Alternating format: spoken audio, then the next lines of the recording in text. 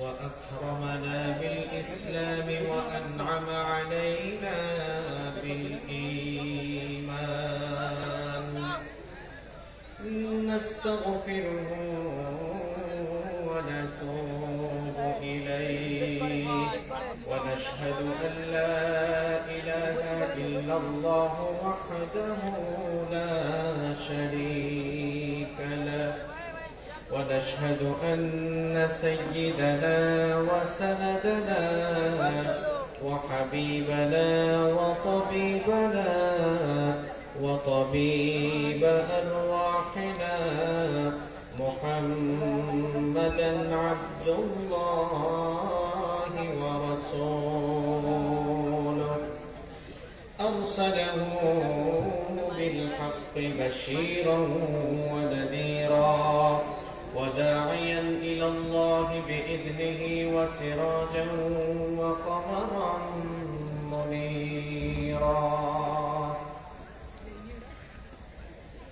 أما بعد فقد قال الله تعالى في كلامه المجيد وفي فرقانه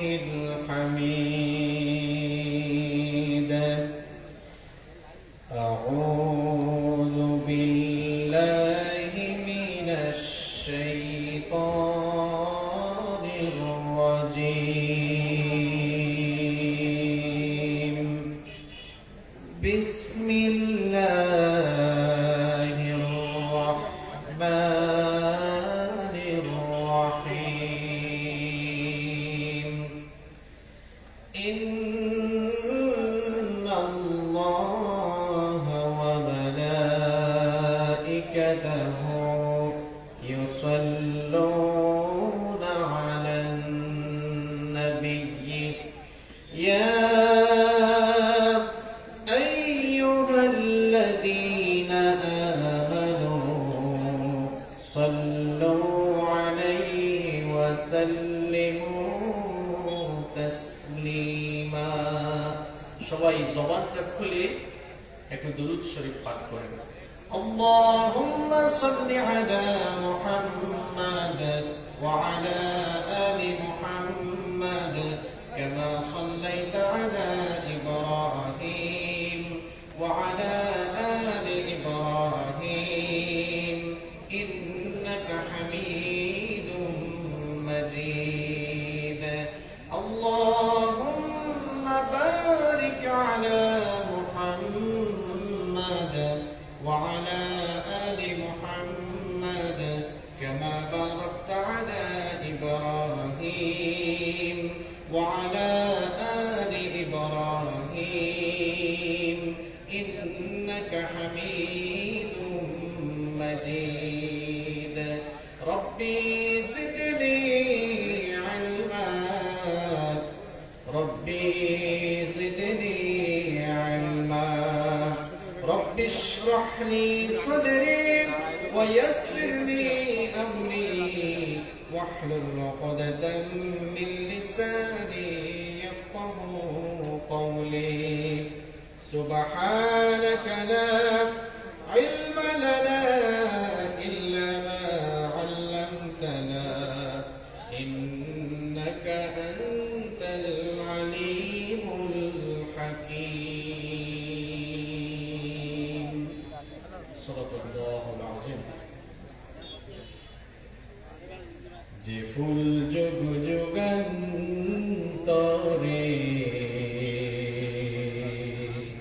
খুশবু ছড়ায় যে ফুল যুগ যুগান্তরে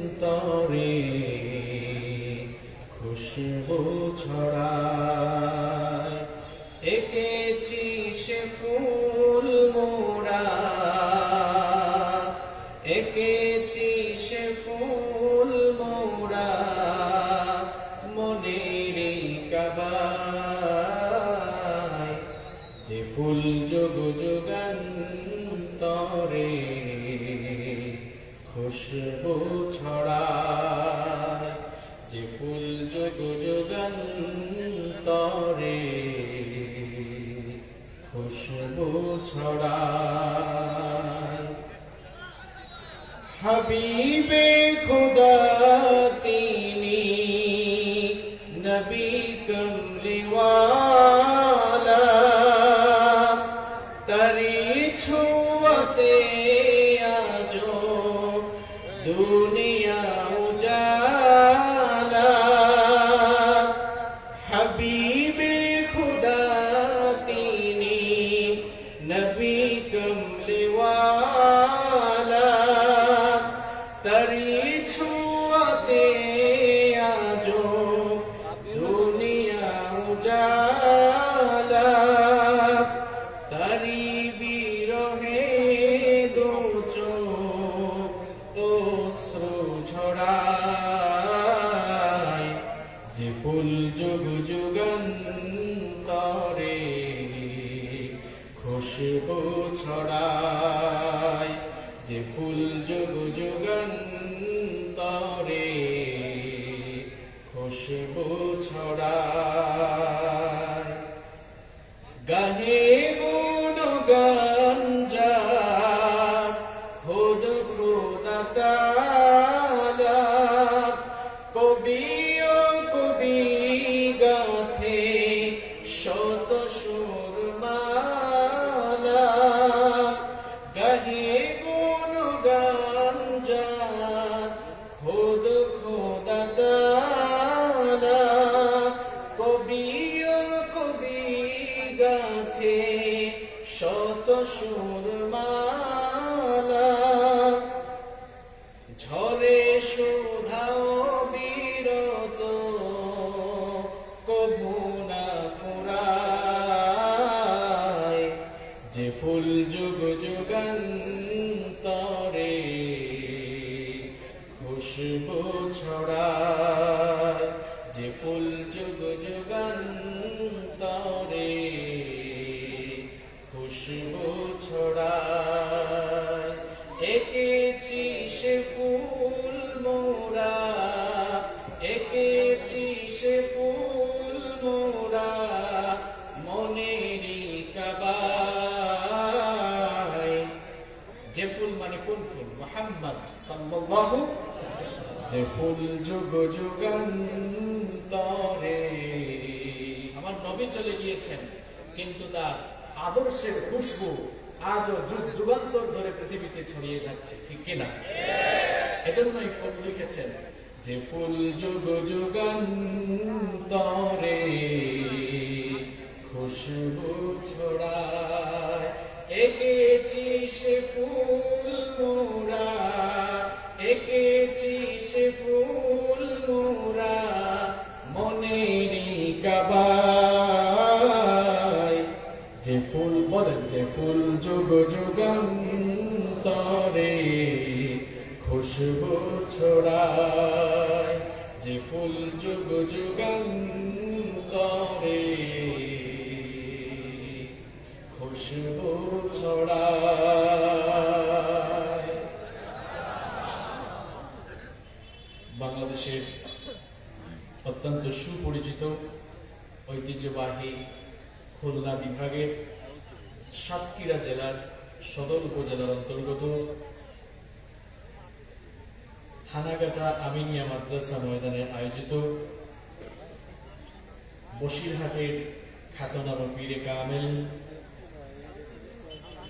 হাফিজুল হাদিস প্রখ্যাত মুহাদ্দিস মুফাসসির কোরআন ফকিহ শাহ সুফি আল-হাজ হযরত আল্লামা রুহুল আমিন রাহিমাহুল্লাহ এর মৃত্যুবার্ষিকী উপলক্ষে এবং অত্র এলাকাবাসীর উদ্যোগে আয়োজিত 3 দিন ব্যাপী ঐতিহাসিক ওয়াজ মাহফিলের আজকের প্রথম দিনের মুহতারাম সনামধন্য সুযোগ্য সভাপতি মাহফিলে উপস্থিত আমার শ্রদ্ধাভাজন উলামায়ে কিরাম মঞ্চে উপস্থিত অত্র এলাকার সম্মানিত এবং বিশিষ্ট ব্যক্তিবর্গ উপস্থিত বিভিন্ন রাজনৈতিক দলের সম্মানিত নেতৃবৃন্দ সামাজিক নেতৃবৃন্দ আমার আগে কোরআন এবং সুন্নাহ থেকে অত্যন্ত প্রাঞ্জল ভাষায় আলোচনা করেছেন। আমার অত্যন্ত প্রিয় মানুষ, বিশিষ্ট আলেম দ্বীন, আপনাদের এই খুলনা বিভাগের কৃতি সন্তান, আপনাদের অনেকের পছন্দের মানুষ হযরত মাওলানা রাবিউল ইসলাম আতাআল্লাহু উমরাহু ওয়া বারাকাল্লাহু ফি হায়াতিহি। আমরা সবাই বলি আমিন। আমিনের আওয়াজ এত ছোট হলো, হয়তো অনেকে মনে মনে ভেবেছেন হুজুর আরেকজনের জন্য দোয়া করেছে, এখানে আমরা আমিন বললে আমাদের তো কোনো লাভ নেই। হয়তো অনেকে এমন ধারণা করেছেন, দুজন ঠিকও বলছে। এই ঠিক বেঠিক এগুলো এখন মাহফিলে ফ্যাশন হয়ে গিয়েছে। যেটা বলতে চাচ্ছিলাম, আপনাদের হয়তো অনেকে এই ধারণা যে হুজুর কার জন্য দোয়া করেছেন, আমিন আমরা যদি বলি আমাদের তো লাভ নাই, যার জন্য দোয়া করছে সব তারই লাভ। না, আমার ইসলাম উদার। যদিও আমরা অনেকে সংকীর্ণ না, কিন্তু আমার ইসলাম এতটা সংকীর্ণ নয়, ইসলাম উদার। আমার প্রিয় নবী আল্লাহর হাবিব মুহাম্মদুর রাসূলুল্লাহ সাল্লাল্লাহু আলাইহি ওয়াসাল্লাম চমৎকার কথাই না বলেছেন। তিনি বলেছেন, যখন কোনো মুসলমান তার আরেকজন মুসলমান ভাইয়ের জন্য দোয়া করে, ফেরেশতা আল্লাহর কাছে আরজি জানায়, রব তোমার এই বান্দা তার আরেক ভাইয়ের জন্য যে দোয়াটা করেছে, যার জন্য দোয়া করেছে, তার জন্য কবুল করার আগে যে দোয়াটা করেছে, আপনি তার জন্য আগে এটা কবুল করেন। তাহলে আমি আরবিতে বলেছি আতাআল্লাহু উমরাহু ওয়া বারাকাল্লাহু ফি হায়াতিহি, অর্থাৎ বলেছি আল্লাহ তোমার এই বান্দা অর্থাৎ রবিউল ভাইয়ের নেক হায়াত বাড়িয়ে দাও, হায়াতের মধ্যে বরকত দাও। তাহলে নবীজির হাদিস অনুযায়ী আমিন বলেন, আমরা সবাই তার জন্য দোয়া করলে এই দোয়াটা আগে কবুল হবে কার জন্য? তাহলে আমিন আসতে বললেন কেন? বুঝে শুনে কেউ কি লস করতে চায়? তাহলে আরো আসতে বলেন তো আমিন। দেখছেন সবাই স্বার্থের কথা শোনে। যাই হোক, আল্লাহ কবুল করেন। মাহফিলের সম্মানিত পরিচালক, তত্ত্বাবধায়ক, আমার শ্রদ্ধাভাজন বড় ভাই, তিনি বলেছেন কিছুক্ষণ আগে যে অনেক মাহফিল একসাথে একই পোস্টারে নাম থাকে, কিন্তু আমাদের কখনো দেখা হয়নি। আজ প্রথম দেখা হয়েছে। ভাইয়ের আন্তরিকতা, ভালোবাসায় আমি সত্যি অনেক মুগ্ধ হয়েছি। আর সবচেয়ে বড় কথা হলো, কাউকে পাশে বসিয়ে রেখে সামনাসামনি তার প্রশংসা করা ঠিক নয়। তবে এতটুকু বলবো, তিনি আপনাদের এলাকার সোনার টুকরা সন্তান। আমার গ্রামের বাড়ি সিলেটে, আমি চিটাগাংয়ে থাকি। চট্টগ্রাম এবং সিলেটে ওনার অনেক সুনাম, সুখ্যাতি, পরিচিতি রয়েছে। সুতরাং আপনাদের এলাকার সোনার টুকরা সন্তান, এবং এটা তো ওনার শ্বশুর বাড়ি, তাই না? সুতরাং ওনার শ্বশুর বাড়ির মানুষরাও আমি বলবো অনেক সৌভাগ্যবান। আপনাদের এই সোনার টুকরা সন্তান গোটা দেশে বিদেশে আজ পরিচিত। আমরা দোয়া করছি আল্লাহ তাআলা যেন তার অন্তরকে কোরআনের নূর দিয়ে আরো মুনাওয়ার করে দেন। এমনি তো নামটাই মুনাওয়ার, যদিও আমরা বলি মনোয়ার হোসেন মুনাওয়ার, আমরা দোয়া করছি আল্লাহ যেন আসলেই মুনাওয়ার করে দেন। সুন্দর মানুষ, সুন্দর ভাষায় কথা বলেন, দরদ নিয়ে কথা বলেন। এইরকম যেন প্রত্যেক দাঈ ইলাল্লাহ মুখের ভাষাটা একটু নরম সরম হয়। আল্লাহ কবুল করেন। মাহফিলে অনেক বড় বড় আলেম স্টেজে বসে আছেন, যাদের ছাত্র হতে পারলে অনেক সৌভাগ্যবান হতাম আমি। সম্মানিত ওলামায়ে কেরাম, মাহফিলে অনেক গণ্যমান্য ব্যক্তিবর্গ এসেছেন, বিভিন্ন প্রতিষ্ঠানের শিক্ষকবৃন্দ এসেছেন। আমার সামনে বসে আছেন আমার পিতৃতুল্য মুরব্বী বাবারা, যুগে যুগে আল্লাহর জমিনে আল্লাহর দ্বীনকে প্রতিষ্ঠার জন্য যারা সবচেয়ে বেশি অগ্রণী ভূমিকা পালন করেছেন। আমার কলিজার টুকরা প্রিয় যুবক এবং তরুণ ভাইয়েরা, স্কুল, কলেজ, ইউনিভার্সিটি এবং বিভিন্ন মাদ্রাসা পড়ুয়া আমার প্রাণ প্রিয় ছাত্র ভাইয়েরা, ঘরে বসে মহিলা প্যান্ডেল থেকে এবং পর্দার অন্তরায় থেকে যারা শুনছেন, আমার শ্রদ্ধেয়া সম্মানিতা মা এবং বোনেরা, মাহফিল বাস্তবায়নে সহযোগিতা করেছেন প্রশাসনের প্রিয় ভাইয়েরা, উপস্থিত মিডিয়ার প্রিয় কর্মী ভাইয়েরা, প্রাণ প্রিয় সাতক্ষীরাবাসী, আপনারা সবাই কেমন আছেন? আলহামদুলিল্লাহ, আমি অনেক ভালো আছি, কারণ এই সাতক্ষীরার মানুষকে আমি অনেক ভালোবাসি। ভালোবাসার মানুষদের সামনে আসলে এমনিতেই ভালো লাগাটা বেড়ে যায়। আলহামদুলিল্লাহ, আমাদের সবাইকে ভালো রেখেছেন কে? আমাদের আমাদেরকে সুস্থতার সাথে বাঁচিয়ে রেখে এই নিয়ামতের জায়গা, বরকতের জায়গা, কোরআনের এই মাহফিলে আমাদেরকে আসার সুযোগ আর তৌফিক দিলেন কে? এজন্য সবটুকুন প্রশংসা আদায় করবো কার? হৃদয়ের সকল ভালোবাসাকে উজাড় করে দিয়ে শরীরের সকল শক্তি গলার মাঝ বরাবর এনে যিনি সুস্থতার সাথে বাঁচিয়ে রেখে এই বরকতময় জায়গায় আমাদেরকে আসার তৌফিক দিলেন, তার জন্য আমরা খুশি মনে করছি। আলহামদুলিল্লাহ। প্রশংসা করেছেন কার? লাভটা হয়েছে কার? দেখছেন অবস্থা? আমি যদি এখানে কারো কোনো গান গাই, কারো প্রশংসা করি, তো যার প্রশংসা করব তিনি খুশি হবেন। কিন্তু আমরা সবাই মিলে যখন আমাদের রবের, আমাদের মাবুদের প্রশংসা করি, তখন লাভটা কিন্তু আমাদেরই হয়। লাভটা কার হয়? আমাদেরই হয়। লা ইন শাকারতুম লা আযীদান্নাকুম। বান্দা যখন শুকরিয়া আদায় করে, আল্লাহর বরত্ব, কৃতজ্ঞতা ঘোষণা করে, আল্লাহ বলেন আমি আমার নিয়ামতের বাড়িধারা বান্দার জন্য আরো বেশি প্রবাহমান করে দিই। সুবহানাল্লাহ। কেমন এক রব পেয়েছি আমরা। আহারে, প্রত্যেকটি দিন, প্রত্যেকটি মুহূর্তে আমরা আমাদের রবের নিয়ামতের সাগরে ডুবে আছি। নিয়ামতের সাগরে নিমজ্জিত থেকে আমরা আমাদের রবের সঙ্গে কতটা নাফরমানি করি। আমাদেরকে বাঁচিয়ে রাখছেন কে? আসতে বলবেন না, বাঁচিয়ে রাখছেন কে?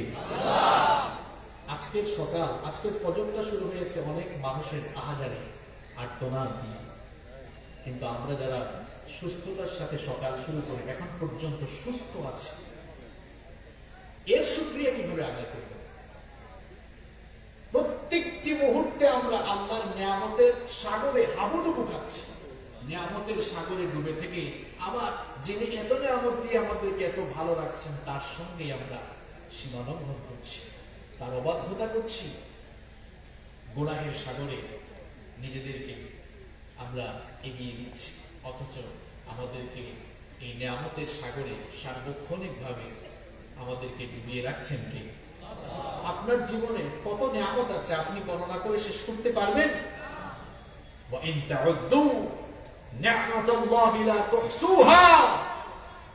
বান্দা, তোমাকে কত নিয়ামত দিয়েছে, তুমি যদি গণনা করো, তোমার এই গণনা স্টার্ট হলে তুমি গুনতে গুনতে কিয়ামত হয়ে যাবে। তোমার প্রতি আমার কত নিয়ামত, এটা গুণে তুমি শেষ করতে পারবা না। এত নিয়ামতের মধ্যে আমরা ডুবে আছি। পৃথিবীতে আল্লাহ তাআলা আমাদেরকে যত নিয়ামত দিয়েছেন, তার মধ্যে সবচাইতে বড় নিয়ামতের নাম কি আপনারা বলতে পারবেন?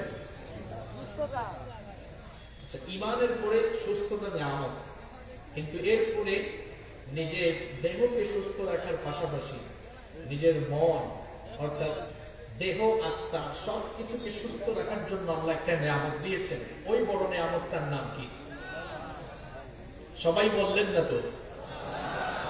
মহাগ্রন্থ আল কোরআন। এটা যদি আল্লাহ তাআলা আমাদেরকে না দিতেন, সত্য এবং সুন্দরের ঠিকানা খুঁজে পেতাম না।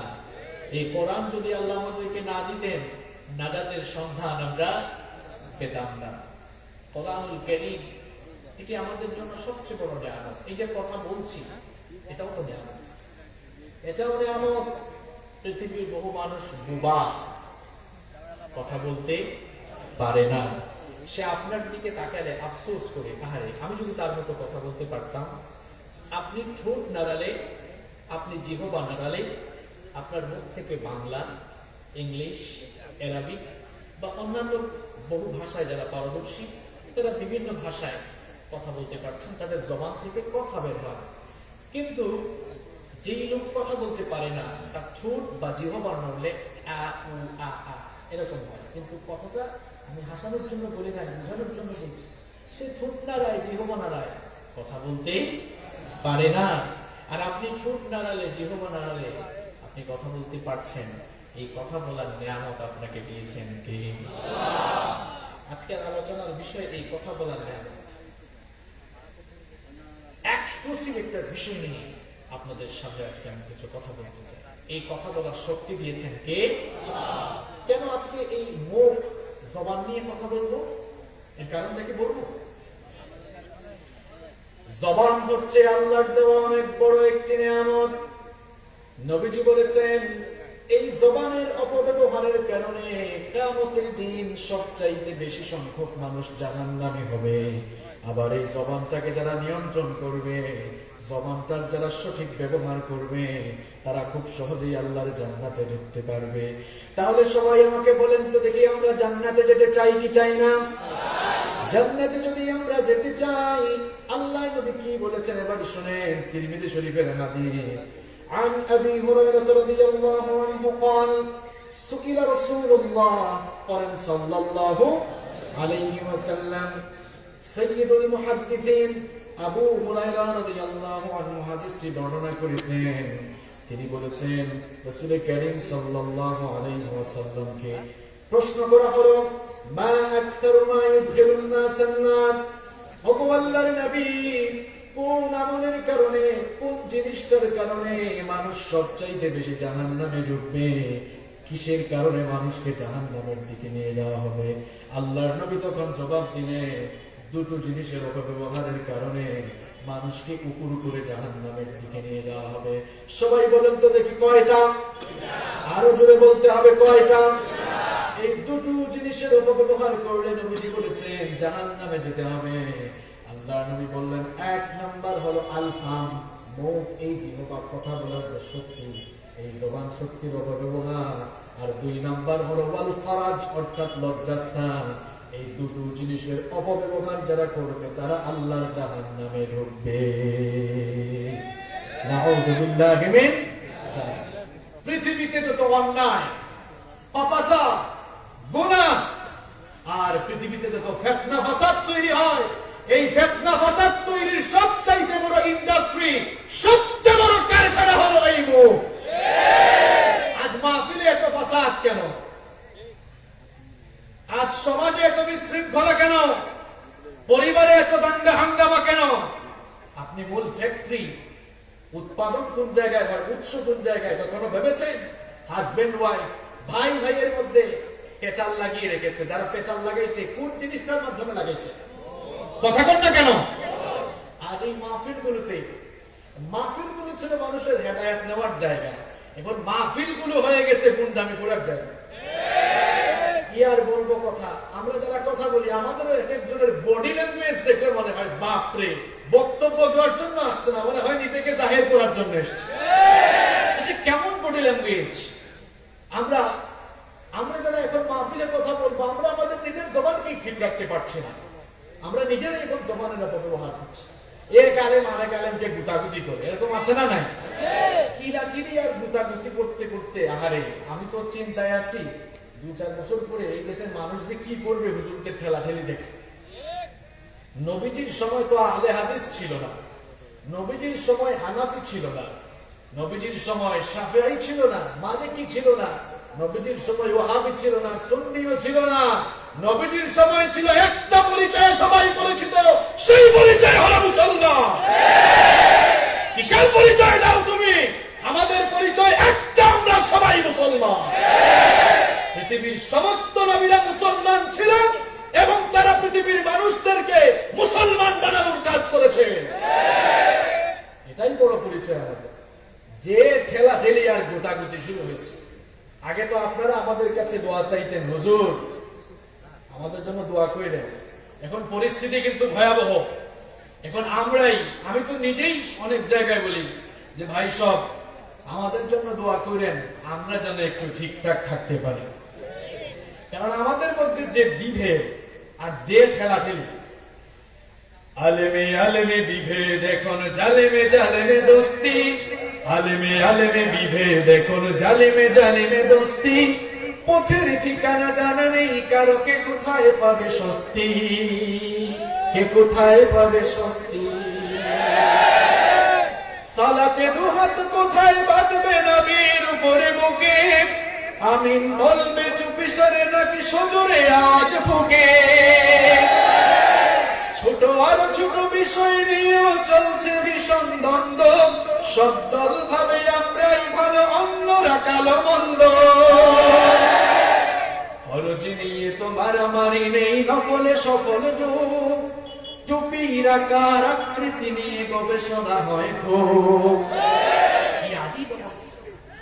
এটা নাকি ওই হুজুরের টুপি, এটা নাকি ওই সিলসিলার টুপি, ওইটা নাকি আরেক সিলসিলার টুপি, এটা নাকি কওমি টুপি, এটা নাকি আলিয়া টুপি। আস্তাগফিরুল্লাহ। ফরজ নিয়ে তো মারামারি নেই, নফলে সফল রূপ, টুপির আকার আকৃতি নিয়ে গবেষণা হয় খুব। এই সুযোগে আমরা দেখো হাকিয়ে বেড়ায় হস্তি, জালেমে জালেমে দোস্তি, আলেমে আলেমে বিভেদ, এখন জালিমে জালিমে দোস্তি।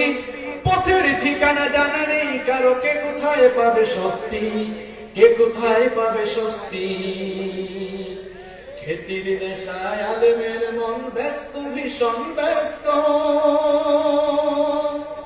নিজের ইজম আর নিজের খেতির জন্য এখন সবাই ব্যস্ত হয়ে পড়ছে। এজন্য কবি খুব সুন্দর লিখেছে, খেতির নেশায় আলেমের মন ব্যস্ত, ভীষণ ব্যস্ত, এই সমাজের সব কাজ তাই জালেমের হাতে ন্যস্ত। নিজের হিসাব করে না আলেম, অন্যের কথা ভাবে, বিরোধকারীরা জান্নাতে নাকি জাহান্নামেই যাবে। কাফের ফাসিক লক্ষ ফতোয়া পকেটেই আছে জমা, আল্লাহর কাছে ছাড় আছে তবু তার কাছে নেই ক্ষমা। ফেরার চেরাগে চিনতে পারেনি এখনো আপন পথ, জালেমের হাতে চলে গেছে তাই নিজের সাজানো ঘর। ফেরার চেরাগে চিনতে পারেনি এখনো আপন পথ, জালেমের হাতে চলে গেছে তাই নিজের সাজানো ঘর। সালতানাতের মিনার হারিয়ে আশ্রয় তার বস্তি, জালেমে জালেমে দোস্তি, আলেমে আলেমে বিভেদ, এখন জালিমে জালিমে দোস্তি। পথের ঠিকানা জানা নেই কারো, কে কোথায় পাবে স্বস্তি, কে কোথায় পাবে স্বস্তি। ঠিক কিনা? জবান এটা খুব গুরুত্বপূর্ণ বিষয়। আল্লাহর নবী বলেছেন এই দুটো জিনিসের অপব্যবহারের কারণে মানুষ জাহান্নামে ঢুকবে। কোন দুইটা জিনিস? এক নাম্বার কি বললাম? মুখ। আর দুই নাম্বার কি বলেছি? লজ্জাস্থান। আচ্ছা বলেন তো আমাকে, এই পৃথিবীতে যত পাপ বেশি হয়, একেবারে 95% পাপই তো 95-এর চেয়েও বেশি মানুষ হিসাব করলে এই দুই জিনিসের মাধ্যমেই হয়। যেমন মিথ্যা, মিথ্যা বলার ফ্যাক্টরি উপাদান কোনটা? কথা বলেন না কেন? গীবত করা, চুগলখুরি করার, মানুষকে কটু কথা বলার, কারো বদনাম করার, অপবাদ দেওয়ার, সব তো মুখ দিয়েই হচ্ছে। দেখছেন পাপের উপাদান কোনটা? এই জন্য নবীজি বলেছেন, মুআদ বিন জাবাল রাদিয়াল্লাহু আনহু, নবীজির প্রিয় একজন সাহাবী, মুআদ বিন জাবাল রাদিয়াল্লাহু আনহু একদিন নবীজিকে বললেন, ওগো আল্লাহর নবী, এমন কিছু আমল আমাকে শিখান যা করলে খুব সহজে জান্নাতে যেতে পারবো আর জাহান্নাম থেকে বাঁচতে পারবো। আল্লাহর নবী তাকে ইসলামের 5টি আরকানের কথা বললেন। বলার পরে বললেন, মুআদ শোনো, আমার আরো কিছু বলার আছে। এরপরে নবীজি মুআদ বিন জাবাল রাদিয়াল্লাহু আনহু এই জিহ্বাটা ধরলেন, জিহ্বাটা টান ধরে বললেন, এটাকে কন্ট্রোল করো, জিহ্বাকে নিয়ন্ত্রণ করো। তখন মুআদ বিন জাবাল রাদিয়াল্লাহু আনহু নবীজিকে প্রশ্ন করলেন, তিরমিজি শরীফের হাদিস, তিনি বললেন, ইয়া নবিয়াল্লাহ, হে আল্লাহর নবী, ওয়া ইন্না লামুআখাযুনা বিমা নাতাকাল্লামু বিহি, আমরা মুখ দিয়ে যা বলি এর জন্য কি আল্লাহ তাআলা আমাকে পাকড়াও করবেন, আমাকে ধরবেন?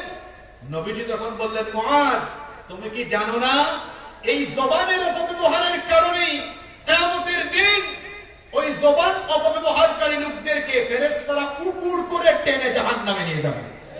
নাউযু বিল্লাহি মিন যালিক। কি মনে করছেন আপনারা এই জিহ্বা আছে বলে যে ফডর ফডর করে কথা বলেন, যা মন চায় তাই বলেন?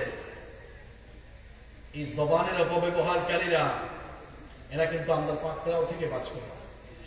এই জবানের অপব্যবহার করলে যেমন জাহান্নামে যাওয়া লাগবে, পক্ষান্তরে যে সকল বান্দারা এই জবানের সঠিক ব্যবহার করবে, এই জবানটাকে যারা নিয়ন্ত্রণ রাখবে, তাদের ব্যাপারে সুসংবাদ দিয়েছেন মুহাম্মদ, সবাই পড়েন সাল্লাল্লাহু আলাইহি ওয়াসাল্লাম।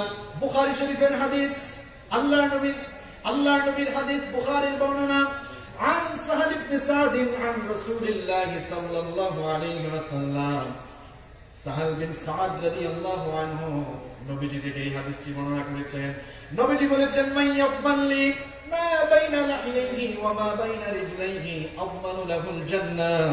আল্লাহর নবী বলেছেন, যে বান্দা, যে লোক দুটো জিনিসের হেফাজত করবে, এক নাম্বার হলো তার দুগুলোর মধ্যবর্তী জায়গা অর্থাৎ লজ্জাস্থান, দুই নাম্বার হলো তার দু চোয়ালের মধ্যবর্তী স্থান অর্থাৎ জিহ্বা। এই মুখ জিহ্বা আর লজ্জাস্থানের যারা জিম্মাদারি গ্রহণ করবে, যারা এগুলোর হেফাজত করবে, আল্লাহর নবী বলেছেন আযমানুল জান্নাহ, ওই মানুষগুলোর জন্য আমি নবী নিজেই জান্নাতের জিম্মাদার হয়ে যাব। কত বড় সুসংবাদ! আপনি আপনার জিহ্বাটাকে কন্ট্রোল করে আপনার জন্য জান্নাতের জিম্মাদারির দায়িত্ব যিনি নিয়েছেন, কোন ফেরেশতা নয়, বড় কোন ইমাম নয়, কোন ওলিয়া নয়, স্বয়ং আমার নবী মুহাম্মদ সাল্লাল্লাহু। নবীর সাফায়াত চান না কে কে? হাত তুলেন তো। নবীর সাফায়াত চান কে কে? এবার তো হাত তুলে আল্লাহকে দেখা।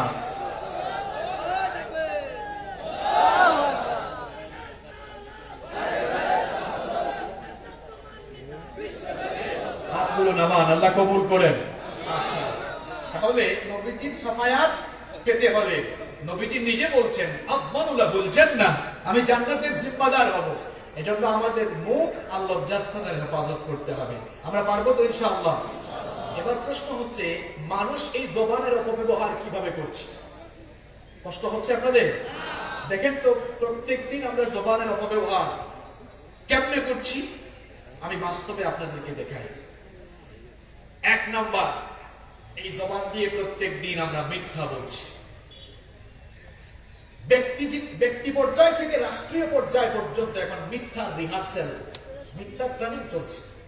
প্রত্যেকটি জায়গায় মানুষ মিথ্যা বলছে, অথচ এই মিথ্যা মানুষকে পাপাচারের দিকে ধাবিত করবে। আর যে মিথ্যা বলবে সে জবানের হক নষ্ট করবে, কারণ এই জবানের হক হচ্ছে এই জবান দিয়ে মিথ্যা বলা যাবে, মিথ্যা বলা যাবে না। আর মিথ্যা যারা বলবে সে আর ইমানদার থাকে না, সে মুনাফিক হয়ে যাবে। কি হয়ে যায়? কথা বলেন না কেন? কি হয়ে যায়? এটা এম হাসিবুর রহমানের কথা, এটা মোল্লার কথা না আল্লাহর কথা? রব্বুল আলামিন কোরআনুল কারীমের 63 নম্বর সূরা সূরাতুল মুনাফিকুনের প্রথম আয়াতে বললেন, ইযা জাআকাল মুনাফিকুনা ক্বালু নাশহাদু ইন্নাকা লারাসূলুল্লাহ ওয়াল্লাহু ইয়া'লামু ইন্নাকা লারাসূলুহু ওয়াল্লাহু ইয়াশহাদু ইন্নাল মুনাফিকিনা লাকাযিবুন।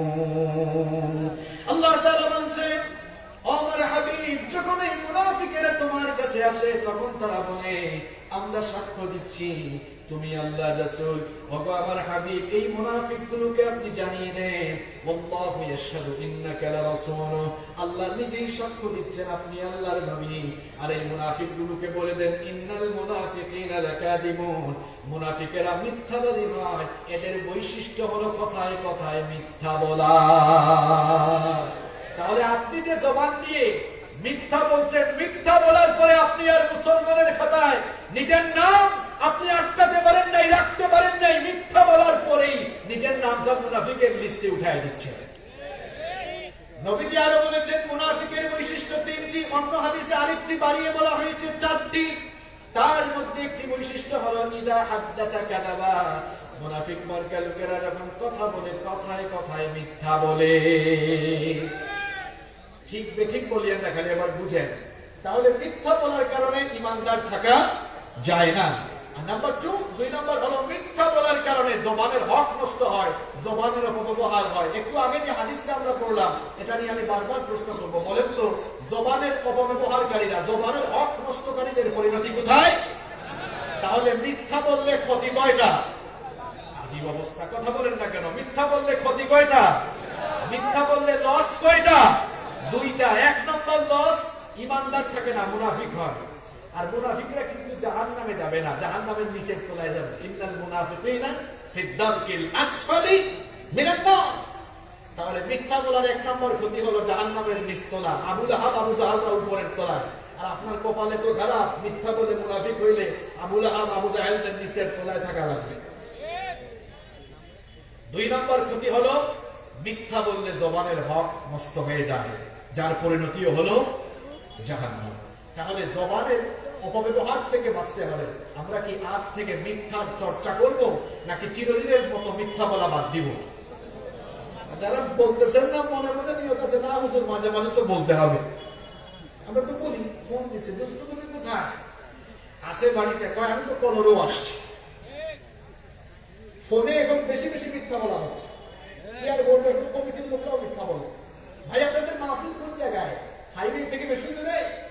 হুজুর একদম কাছে, 1 মিনিট লাগবে। যাওয়ার পর দেখা যায় 1 ঘন্টায় পথ ফুরায় না। আবার আপনারা ভুল বুঝিয়েন না, আপনাদের এটা কিন্তু সলিড জায়গা, আমি এটা চিনি, আপনাদের কথা বলতেছি না। আমি বলতেছি যে কিভাবে দেখেন মাহফিলে ওদের মিথ্যার চর্চা হচ্ছে, বক্তাও মিথ্যা বলছে। হুজুর আপনি কোথায়? হুজুর আছে আরেক মাহফিলে, কয় আমি গাড়িতে। কি আছে? আছে। এই যে মিথ্যার চর্চা, মিথ্যার প্র্যাকটিস সব জায়গায় হচ্ছে। এমনকি বাপ ছেলেকে মিথ্যা শিখাচ্ছে। কেমনে শিখাচ্ছে ঘটনা একটা মনে পড়ে গিয়েছে, বলবো? বাবা ছেলেকে পড়াচ্ছে, বাবার খাতায় লিখো, তোমার হাতের লেখা খুব খারাপ, লিখো সত্য মানুষকে মুক্তি দেয়, মিথ্যা মানুষকে ধ্বংস করবে। খুব সুন্দর কথা না? বাবারে তোমার হাতের লেখা খারাপ, লিখো লিখো। বাবা লিখে নিয়েছে, তারপরে নিজে হাত ধরছে, এবার আমার মতো দেখে লিখো। কিছুক্ষণ পরে হঠাৎ কে জানি দরজায় কলিং বেল দিল। এখন কলিং বেল দেওয়ার পরে ওয়াইফ এসে বলছে, অমুক বাড়ি কালাম ভাই আসছে। কি বলো? কালাম ভাই তো আমার কাছে কিছু টাকা নাই। এখন বউকে তো আর দরজা খুলতে পাঠাতে পারে না, বাসায় কেউ নাই। এবার যে ছেলেকে এতক্ষণ লেখাইলো সত্য মানুষকে মুক্তি দেয়, মিথ্যা মানুষকে ধ্বংস করে, বললো আব্বু একটু যাও তো, দরজা খুলে বললো আব্বু বাসায় নাই। দেখছেন, একটু আগে নীতিবাক্য শেখালো, আর এখন নিজের ছেলেকে দিয়ে মিথ্যা বলার প্রশিক্ষণ দিল। এভাবে আমাদের সমাজে মিথ্যা প্র্যাকটিস, আমরা মিথ্যার চর্চা করছি কিনা? মিথ্যা বললে দুটো লস হচ্ছে, আপনার জবানের হক নষ্ট হচ্ছে। 2 নম্বর, নিজে মুনাফিক হয়ে যাচ্ছে। মিথ্যা বলবো না আজ থেকে, এই ওয়াদা কি করা যায়? এই ওয়াদা কি করা যায়? কারা কারা রাজি? আল্লাহকে হাত তুলে একটু দেখান। মাশাআল্লাহ, হাত তুলুন, আমার আল্লাহ কবুল করেন। পয়েন্টগুলো মনে রাখবেন, যাদের নোট করার সুযোগ আছে নোট করে নিয়ে যান। আমরা এখানে, আমি আপনাদের এই চেয়ারে বসছি, আপনাদের মধ্যে মারামারি লাগাতেও না। উম্মতের ঘরে আগুন লেগেছে, উম্মতের ঘরে আগুন লেগেছে, আমি এসেছি পানি ঢালতে। যদি পানি ঢালতে না পারি, অন্তত কেরোসিন ঢেলে যাব না। আকলমান লোকদেরকে ইশারা দিলেই চলে, আশা করি বুঝতে পেরেছেন। আরে ভাই, হাত নাভিতে বাঁধবেন না বুকে বাঁধবেন? মানুষ তো নামাজই পড়ে না। আপনি আছেন এটা জায়েজ না ওইটা জায়েজ। মানুষ কুরআনই এখনো ঠিক মতো পড়তে পারছে না। উম্মতের ঘরে আগুন লেগেছে, হয় আগুন নেভানোর জন্য পানি ঢালেন, যদি পানি ঢালতে না পারেন, সেই যোগ্যতা না থাকে, চুপ করে দাঁড়িয়ে থাকেন, কেরোসিন ঢেলে আপনি আবার আগুন লাগাবেন না। কি শুরু করেছেন? আল্লাহ বুঝার তৌফিক দান করেন। সম্মানিত ভাইরা, তাহলে বলছিলাম মিথ্যা আমরা আর বলবো না। মিথ্যা বলবো? আল্লাহ তৌফিক দান করেন। এই জবানের অপব্যবহার কিভাবে আমরা করছি? মিথ্যা বলছি আমরা, অথচ মিথ্যাবাদী। মিথ্যাবাদী দেখেন এরা কত খারাপ। আমি যদি আপনাদেরকে প্রশ্ন করি, বলেন তো কার মুখে দুর্গন্ধ সবচাইতে বেশি? আপনারা বলবেন হুজুর যে দাঁত ব্রাশ করে না, অথবা যার দাঁতে মুখের সমস্যা তার মুখের দুর্গন্ধ বেশি। না, আপনাদের এই কথা বল। তিরমিজি হাদিসে আল্লাহর নবী বলেছেন, মিথ্যাবাদীর মুখের দুর্গন্ধ এত মারাত্মক, মিথ্যাবাদী যখন মিথ্যা কথা বলে তার এই মিথ্যা কথার দুর্গন্ধ এত মারাত্মক। ইদা কাযাবাল আবদ, যখন কেউ মিথ্যা বলে, তাবাআদা আনহুল মালাক মিলান বিন নাকলিন মা জাআ বিহ, আল্লাহর নবী বলেছেন তার মিথ্যা কথার দুর্গন্ধে রহমতের ফেরেশতা 1 মাইল, কোন কোন বর্ণনা এসেছে রহমতের ফেরেশতা মিথ্যা কথার দুর্গন্ধে দৃষ্টিসীমার বাইরে চলে যায়। নাউযুবিল্লাহি মিন। তাহলে মিথ্যা কথা বলার দুর্গন্ধ এত বেশি যে মিথ্যা বলার দুর্গন্ধে রহমতের ফেরেশতা পর্যন্ত তার কাছ থেকে চলে যায়। তাহলে যার সাথে রহমতের ফেরেশতা থাকে না, তার সাথে সাথী হয় কে? এটাও বলতে পারলেন না, সাথী হয় কে? তাহলে মিথ্যা যারা বলবে তারা কি নবীজির সাথী না শয়তানের সাথী? আমরা শয়তানের সাথী হব নাকি নবীজির আশিক, নবীজির উম্মত হব? নবীজির আশিক, নবীজির উম্মত হতে হলে মিথ্যা বলা ছেড়ে দিতে হবে। আমরা পারবো তো ইনশাআল্লাহ। নাম্বার 2, আসেন এই জবানের অপব্যবহার কিভাবে আমরা করছি দেখেন। এই জবানের অপব্যবহার হয় 2 নাম্বার যে পদ্ধতিতে, এই জবান দিয়ে আমরা খালি গালাগালি করি। গালাগালি করি, যে যেখানে সুযোগ পায় গালাগালি করি। হুজুর দেখলেও গালাগালি, টুপিওয়ালা, মোল্লা, এই মোল্লা সেই মোল্লা, মৌলবাদী জঙ্গিবাদী, এরকম গালাগালি আছে না নাই? এখন আবার এক হুজুর আরেক হুজুরকে গালি দেয়, এক ভাই আরেক ভাইকে গালি দেয়, একজন আরেকজনকে গালি দিচ্ছে, এক বোন আরেক বোনকে গালি দিচ্ছে। এই যে আমরা গালিগালাজ করছি, গালিগালাজ করে আমরা জবানের হক নষ্ট করছি। 2 নম্বর মুনাফিকের আরেকটি বৈশিষ্ট্য, ইদা খাসানা ফাজারা, যখন সে ঝগড়া করে তখন অশ্লীল ভাষায় গালাগালি করে। তাহলে গালিগালাজ করলে জবানের হক নষ্ট হয়। আর সবচেয়ে বড় কথা হলো, গালি দিলে সবচেয়ে নিজের লস। গালি দিলে কার লস? যে গালি দিবে তার লস। কথাটা আমার নয়, বলেছেন মুহাম্মদ, পরের সাল্লাল্লাহু আলাইহি ওয়াসাল্লাম। তিরমিজি শরীফের হাদিসে আল্লাহর নবী বলেছেন, আল মুস্তাব্বা লিমা ক্বালা ফাআল বাদি মিনহুমা মা লাম ইয়াতাদিল মাজলুম। যখন 2 ব্যক্তির মধ্যে গালিগালাজের চর্চা হয়, কেউ যখন গালি দেয়, গালিটা প্রথম যে ব্যক্তি দিবে তার উপরে ওই গালিটা গিয়ে পড়ে যায়। আপনি যাকে গালি দিয়েছেন, গালিটা তার উপর পড়ে না। ওই যে বলে না, উপর দিকে থুতু মারলে কার উপরে পড়ে? কি আপনারা আমার কথা বুঝেন না? উপর দিকে থুতু মারলে কার উপরে পড়ে? পানিতে কুড়াল মারলে কোথায় পড়ে? এত সুন্দর যুক্তি দিলাম, তাও বুঝলেন না। থুতু মেরে দেখবেন নিজের উপর পড়বে। আপনি ভাবতেছেন গালি দিচ্ছি, আপনারা তো অনেক সময় বাপ করে বাপ রাগ উঠলে যা তা বলেন, মনে করে আবার বলেও ভাই যা গালি দিচ্ছি তাই শান্তি লাগতেছে মনে করে। গালিটা যে দিলেন নবীজির কথা অনুযায়ী, গালিটা তার উপর পড়লো না সব আপনার উপরে পড়লো? সব আপনার নিজের উপরে পড়ে গেল। আর সবচেয়ে বড় কথা হলো, নবীজি বলেছেন, সিবাবুল মুসলিমি ফুসুকুন ওয়া কিতালুহু কুফরুন। কোন মুসলমানকে গালি দেওয়া ফাসিকি আর হত্যা করা কুফর। ইসলাম কি চমৎকার ধর্ম! জঙ্গিবাদ, সন্ত্রাসবাদের সাথে ইসলামের কোনো সম্পর্ক নাই। যারা জঙ্গিবাদ আর সন্ত্রাসবাদের সঙ্গে জড়িত হয়ে মানুষকে বোমা মেরে ফেলছে, এদের সাথে, এদের আদর্শের সাথে ইসলামের কোনো সম্পর্ক।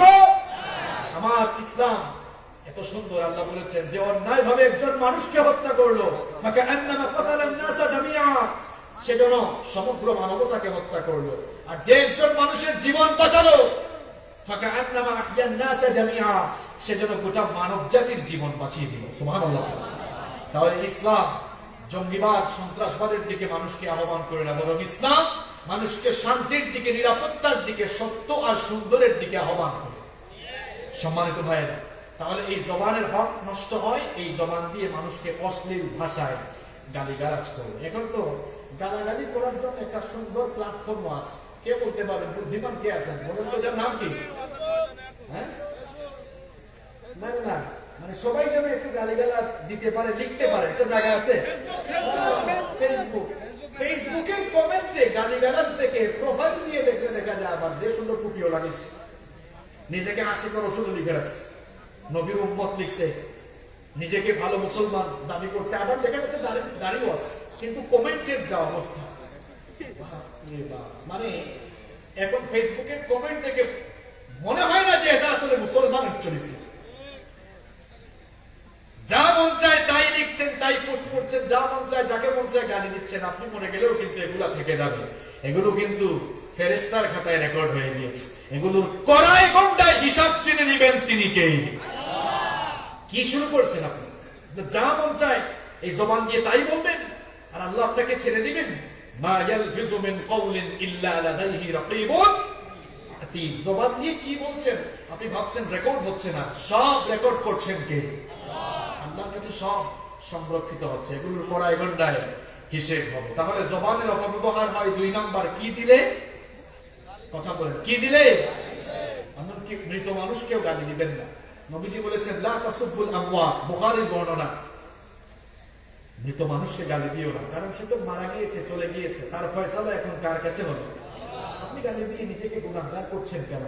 আল্লাহ তাআলা, তুমি আমাদেরকে হেদায়াত দিয়ে আমাদের অন্তরটাকে আলোকিত করে দাও। আরো আসতে বলেন আমিন। এই জবানের অপব্যবহার হয় নাম্বার 3 নাম্বার যে কারণে সেটি হচ্ছে আল গীবাহ, গীবত করবে। বলেন তো গীবত করে মানুষ কি দিয়ে? মুখ দিয়ে, জিহ্বা দিয়ে তো বলে বলে গীবত করে। এখন প্রশ্ন হচ্ছে হোয়াটস দ্য মিনিং বা হোয়াটস দ্য ডেফিনেশন অফ গীবাহ?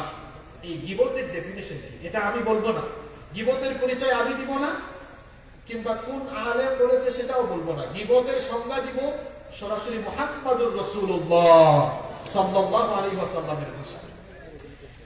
দেখেন নবীজি গীবতের ব্যাপারে কি বলছেন। নবীজি একদিন সাহাবীদেরকে বললেন, আতাদরুনা মাল গীবা, তোমরা কি জানো নাকি গীবত কি? গীবতের পরিচয় বলতে পারো নাকি? সাহাবায়ে কেরাম অনেক কিছু জানলেও বিনয় প্রকাশ করে বলতেন, আল্লাহ ওয়া রাসূলুহু আলাম, এ ব্যাপারে আল্লাহ এবং তার রাসূলই সব চাইতে ভালো জানেন। তারা এই কথা বলার পর নবীজি বললেন, আমার সাহাবীরা শোনো, গীবতের পরিচয় আমি তোমাদেরকে দিচ্ছি। যিকরুকা আখাকা বিমা ইয়াকরাহু, গীবত হলো তুমি তোমার ভাইয়ের সম্পর্কে এমন কথা বলে বেড়াবে যেই কথা জানলে বা শুনলে তোমার ভাইয়ের মন খারাপ হবে, যেই কথা শুনলে তোমার ভাই কষ্ট পাবে, এমন কথা মানুষের কাছে বলে বেড়ানোর নাম হলো গীবত। এক সাহাবী বলে উঠলেন, ওগো আল্লাহর নবী, ইন কানা ফি আখি মা আকুলু, আমি যা বলি সব যদি আমার ভাইয়ের চরিত্রে থাকে, আমি যা মানুষকে জানালাম, যা মানুষকে বললাম, সব যদি তার চরিত্রের মধ্যে থাকে, তাহলে সেটাও কি গীবত হবে নাকি? নবীজি যখন বললেন, ইন কানা ফিহি মা তাকুলু ফাকাদ ইফতারতাহু, যদি তুমি যা বলো তা তোমার ভাইয়ের চরিত্রের ভেতরে থাকে, তাহলে তুমি তার গীবত করলে।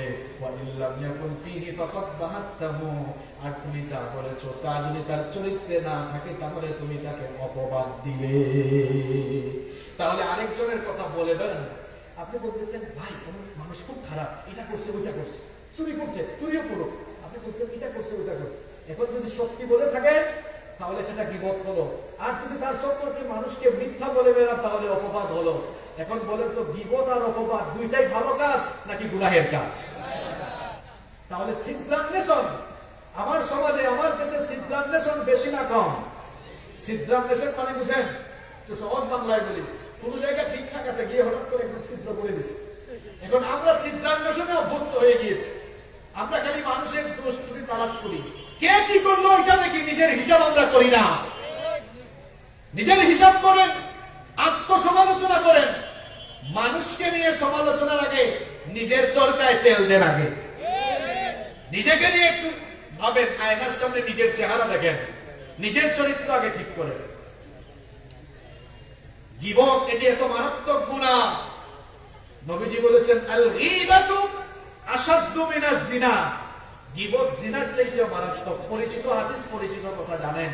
আমি যেটা বলতে চাই, গীবত জিনার চাইতে মারাত্মক হলো কেমনে? কেমনে মারাত্মক হলো? এক সাহাবী বললেন, নবীজিকে প্রশ্নই করে বসলেন যে, ইয়া রাসূলুল্লাহ, করেন সাল্লাল্লাহু আলাইহি ওয়াসাল্লাম, লিমাযা, এটা কিভাবে হলো? গীবত জিনার চাইতে মারাত্মক হলো কেমনে? নবীজি তখন বললেন, লিআন্না রাজুলা ইয়াজনি ফায়াতুবু ইলাল্লাহ ফায়াতুবুল্লাহু আলাইহি, যখন আল্লাহর কোন বান্দা গীবত করে, যখন আল্লাহর কোন বান্দা জিনা করে, জিনা করার পর আল্লাহর কাছে তাওবা করলে, এটা কার হকের সাথে সংশ্লিষ্ট? আল্লাহ। আল্লাহ চাইলে মাফ করে দিতে পারেন, কিন্তু ওয়াল গীবাতু লা তুগফার হাত্তা ইয়াগফিরহা সাহিবুহা, কিন্তু যখন কেউ গীবত করে, যার নামে গীবত করেছে, সে যদি তাকে মাফ না করে, আল্লাহ তাকে মাফ করবেন না। কারণ এটা আল্লাহর হক না বান্দার হক? আপনি গীবত করে বান্দার হক নষ্ট করেছেন। বান্দার হক এটা খুব সেনসিটিভ বিষয়। বান্দার হক নষ্ট করে কেউ যদি ওই বান্দার কাছে ক্ষমা না আছে, কাবা শরীফের ইমামের কাছে গিয়ে তাওবা করে, আল্লাহ তার তাওবা ততক্ষণ কবুল করবেন না যতক্ষণ না ওই বান্দা তাকে মাফ করে। আপনি যে একটু সুযোগ পাইয়াই মানুষের ঘর বাড়ি দখল করেছেন, ঘর বাড়ি থেকে বের করে দিয়েছেন, মানুষের উপরে জুলুম নিপীড়ন চালিয়েছেন, একটু ঈমান এনেছে, ঈমানের কথা বলেছে বলে আপনি ঐক্যবদ্ধ ষড়যন্ত্রের মাধ্যমে ঘরে থাকতে দেন না। হক নষ্ট করার কারণে পাই পাই করে আল্লাহর কাছে হিসাব দেওয়া লাগবে। কারণ এটা আল্লাহর হক নয়, বান্দার হক। ঠিক কি না? বান্দার হক খুব সেনসিটিভ জায়গা। কি মনে করছেন যা করার করছি, হফটস করে সব একেবারে সব গুনাহ মাফ করা ক্লিয়ার, একদম অল ক্লিয়ার হয়ে সোজা চলে যাবে, এত সোজা? বান্দার হক খুব সেনসিটিভ বিষয়, খুব সেনসিটিভ বিষয়। আল্লাহ আমাদেরকে হেদায়েত দান করুন। তাহলে প্রিয় ভাইয়েরা, এই জবানের অপব্যবহার মানুষ করছে গীবত করে করে। নাম্বার 4, 4 নাম্বার হচ্ছে এই জবান দিয়ে মানুষ দ্বিমুখী কথা বলে। দ্বিমুখী স্বভাবের মানুষ চিনেন তো আপনারা? এই জবান মানুষ কিভাবে নষ্ট করছে দেখেন। মাহফিলে এসে বলে আমরা আপনাদের সঙ্গে আছি, মাহফিল থেকে নেমে যাওয়ার পরে মাহফিলটা নষ্ট করার জন্য ষড়যন্ত্র করে, মাহফিল বন্ধের জন্য কাজ করে। তাহলে এটা এক মুখা নাকি দুই মুখা মানুষ? এটা দ্বিমুখী স্বভাবের মানুষ, দুই স্বভাবের। এক এক জায়গায় এক এক কথা বলে। ইমানদারদের সামনে আসতে বলে আমরা তোমাদের সাথে আছি, আবার বেঈমানদের সাথে গেলে বলে আমরা তোমাদের সাথেও আছি। যেই দিকে বৃষ্টি ওই দিকেই ছাতা ধরে। এটা ইমানদার না মুনাফিক? এটা ইমানদার না মুনাফিক? তাহলে এইভাবে এক জবানে দুই কথা যারা বলে, এরাও তাদের, এই সকল লোকেরাও তারা তাদের জবানের হক নষ্ট করছে। নাম্বার 5, কষ্ট হচ্ছে আপনাদের? কয়েক মিনিট থাকা যাবে তো? দেখেন জবান কি, কোন বিষয়টাই ওয়াজ করব আগে নিজের জবান ঠিক করেন নি আগে। এই জবান দিয়ে কত কি করছেন আপনি দেখেন। ওয়াজ তো বহু হলো, আগে নিজের এই জিহ্বা মুখটা ঠিক করেন। এই মুখকে তো আপনি লাগামহীন করে ফেলেছেন, যা মন চায় তাই বলেন। কি শুরু করেছেন আপনি? কি হচ্ছে এই জবান দিয়ে দেখেন। নাম্বার 5, এই জবান দিয়ে মানুষ চুগলখুরি করছে। আপনার কথা উনার কাছে লাগাইছে, উনার কথা আপনার কাছে লাগাইছে।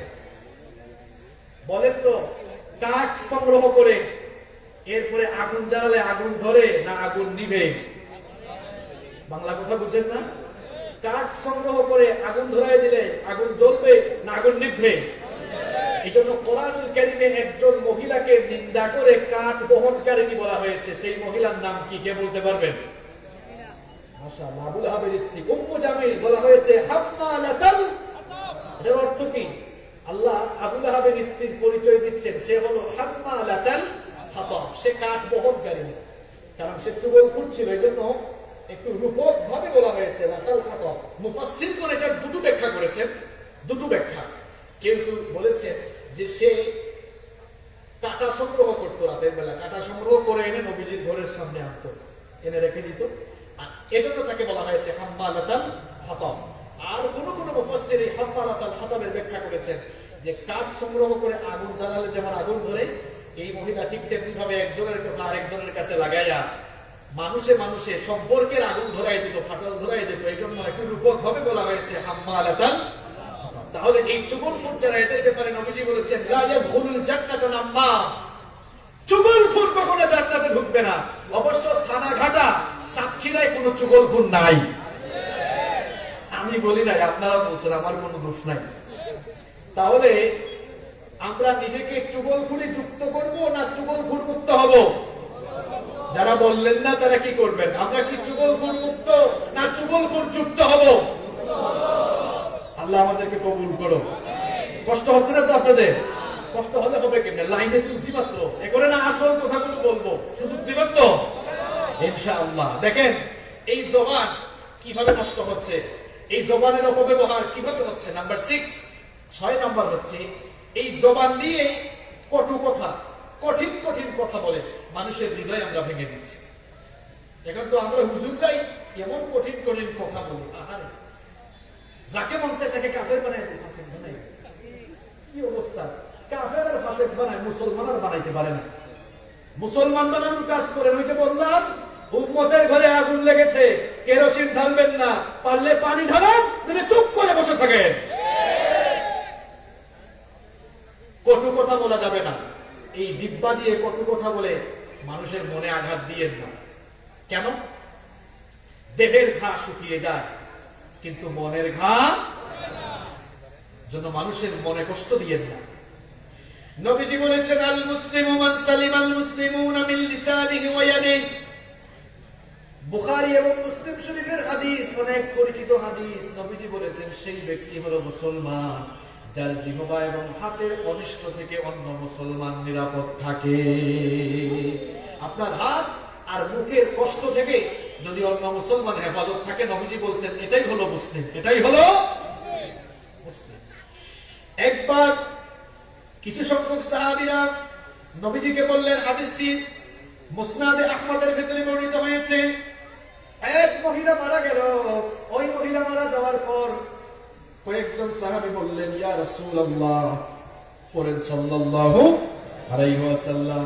তারা বললেন, এই মহিলা অনেক নামাজ পড়তো, রমজান মাসে রোজা রাখতো, হজও করতো, মাঝে মাঝে দান সাদাকা করতো, অনেক ভালো আমল করতো, কিন্তু এই মহিলা তার মুখ দিয়ে প্রতিবেশীকে কষ্ট দিত, মানুষকে কষ্ট দিত।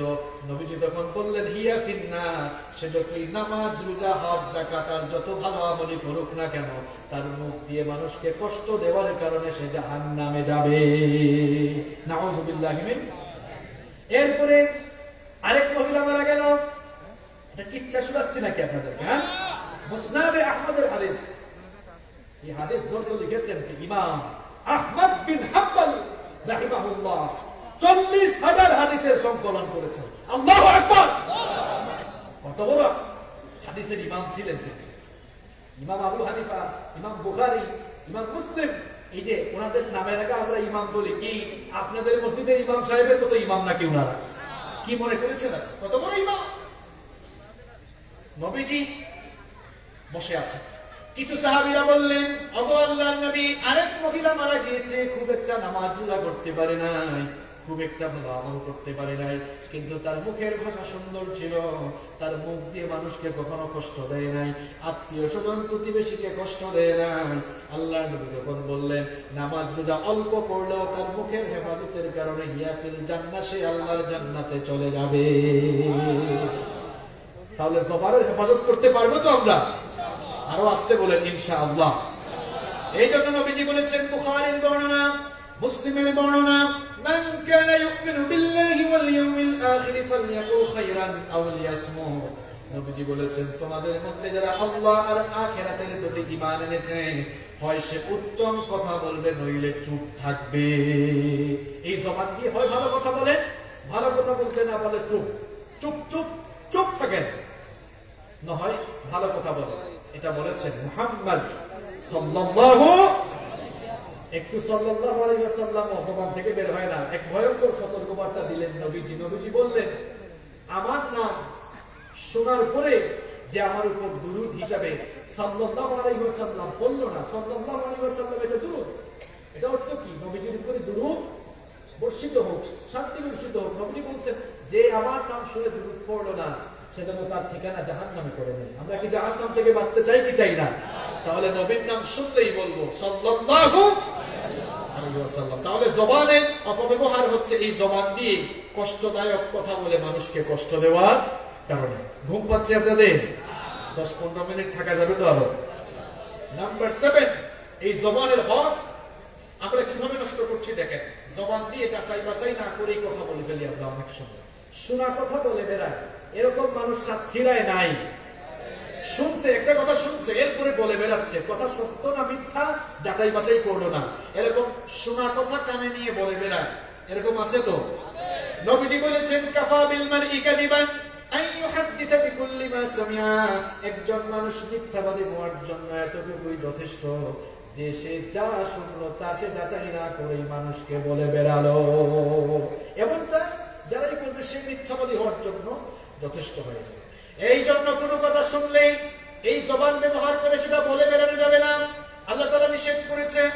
কোরআনুল কারীমের 49 নম্বর সূরা সূরাতুল হুজুরাতের 6 নম্বর আয়াতে রব্বুল আলামিন বলেছেন, ইয়া আইয়ুহাল্লাযীনা আমানু ইন জাআকুম ফাসিকুম বিনাবাইন ফাতাবায়ানু আন তুসিবু قوما بجهالة فتصبحوا على ما فعلتم نادمين।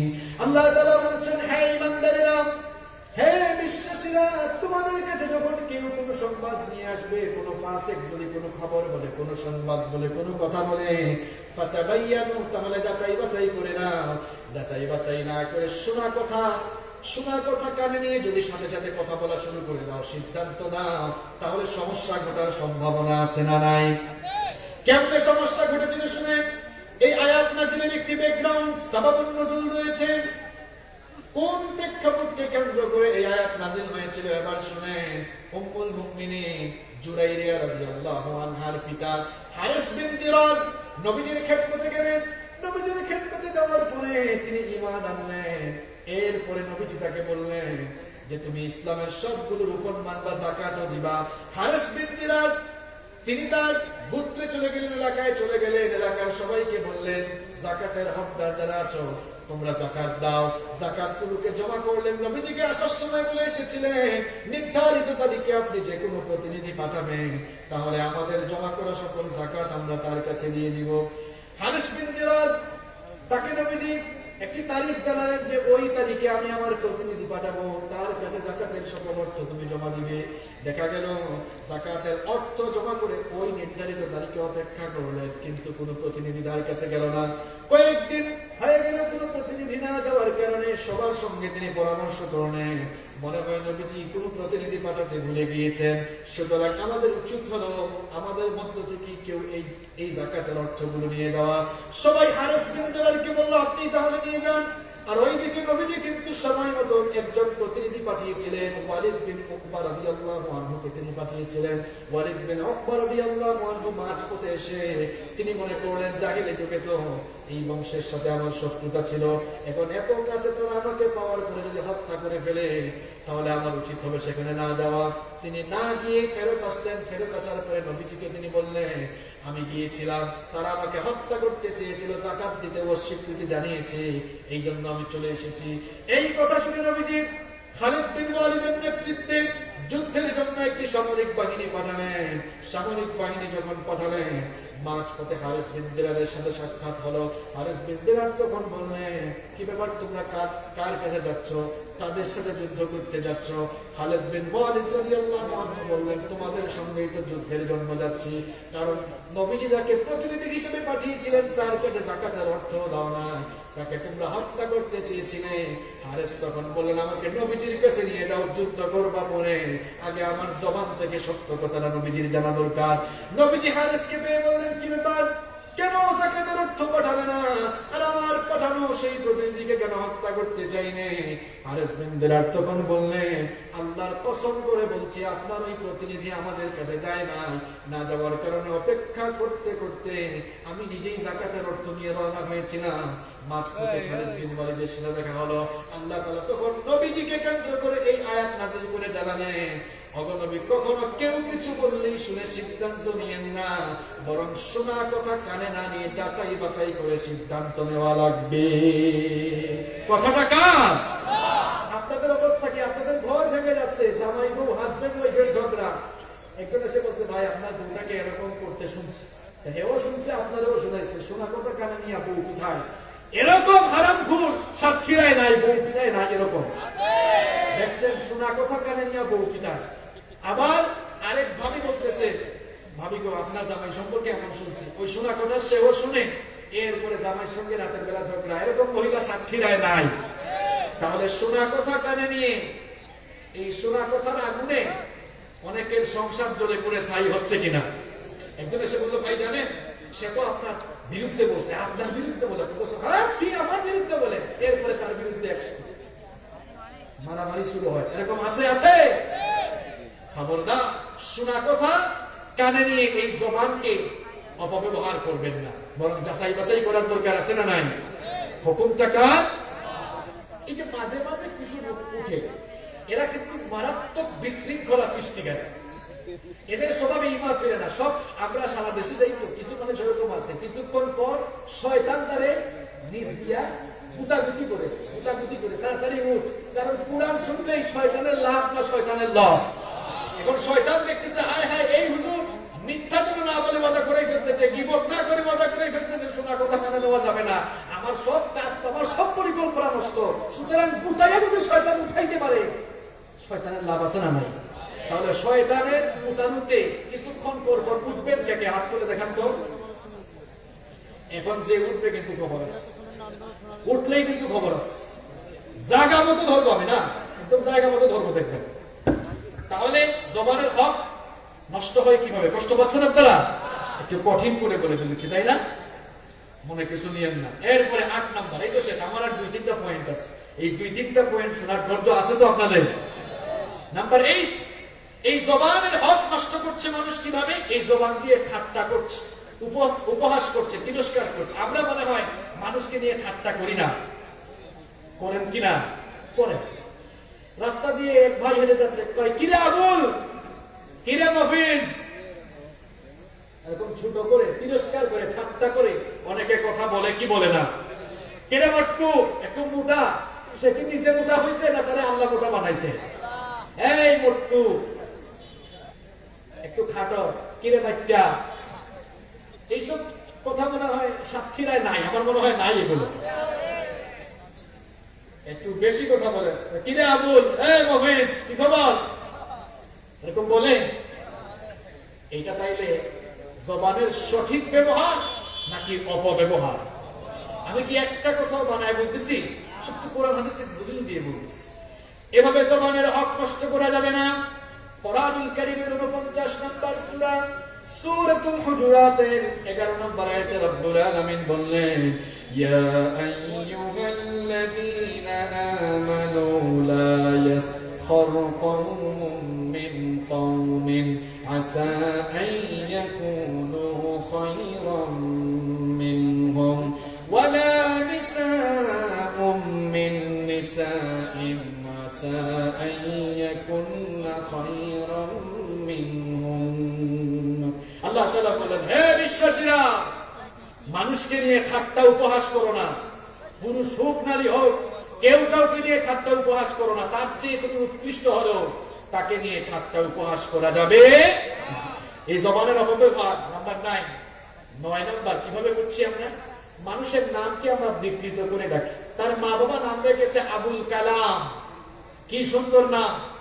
এখন নামকে বিকৃত করে ডাকে, কিরে কালাইন্না, কেমন আছো, বলে এরকম বলে বলে। বাবা নাম রেখেছে আব্দুল সালাম, কিরে সালাইন্না, সালাইন্না, কালাইন্না, রহিমনা, এরকম বলে। সাতক্ষীরায় নাই এরকম? আপনি ভাবতেছেন না হুজুর এগুলো তো ফান করে বলি। এই ফান কিন্তু আপনার জন্য কি হচ্ছে দেখেন।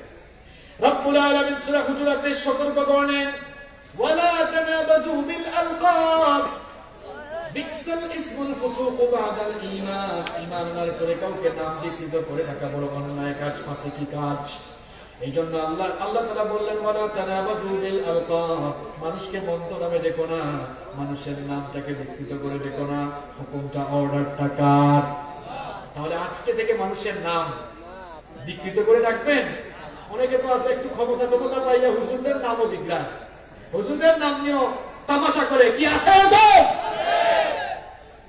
কিয়ামতের দিন তো আল্লাহ এই ঝুনার জমানে তালা লাগাবেন। কি এটা মনে হয় কোরআনে নাই? আল ইয়াউমা নাখতিমু আলা, বহু ফটো করছেন, আল্লাহ কিন্তু ধরবে। যা মন চায় তা বলিয়েন। আমরা অনেক সময় যা মন চায় তাই বলি, মনে করি আমরা তো প্রোটেকশনের ভিতরে আছি, আমাদেরকে আর পায় কে? মনে রাখবেন, প্রোটেকশন নিয়ে মানুষের রোশানল থেকে বাঁচা যায়, কিন্তু সারা দুনিয়ার প্রোটেকশন নিয়ে আল্লাহর রোশানল থেকে বাঁচা যায় না। এই ঠিক বলার জন্য এটা বলে নাই। এবার শুনেন কেন বললাম। 3 সপ্তাহ আগে একটা ঘটনা ঘটেছে, আপনারা জানেন। সুইডিশ এক কার্টুনিস্ট লার্স ভিক্স, নাম রাখছে রে বাবা ভিক্স, মাথা ব্যথা পেলে যে মানুষ বলদ লাগে। আমার বাড়িতে সিলেটে এটাকে আঞ্চলিক ভাষায় আমরা বলি ভিক্স। আপনারা কি বলেন জানি না। হ্যাঁ, কেন ভিক্স বলেন? ও মিল আছে তো আপনাদের সাথে আমার ভিক্স মিল আছে, এটা তো মিল আছে। আচ্ছা, এই ভিক্স কি করেছিল আপনারা জানেন? আচ্ছা, নবীজিকে আমরা ভালোবাসি কম না বেশি? শুধু কি বেশি না আমাদের জীবনের চেয়ে বেশি? আমরা কেউ আওয়ামী লীগ করি, কেউ বিএনপি করি, কেউ জামাত, কেউ চরমোনাই, এগুলো আমরা আমাদের মতো করি। কিন্তু ইসলাম নিয়ে আমাদের মধ্যে কোনো বিরোধ, নবী নিয়ে কোনো ঝামেলা।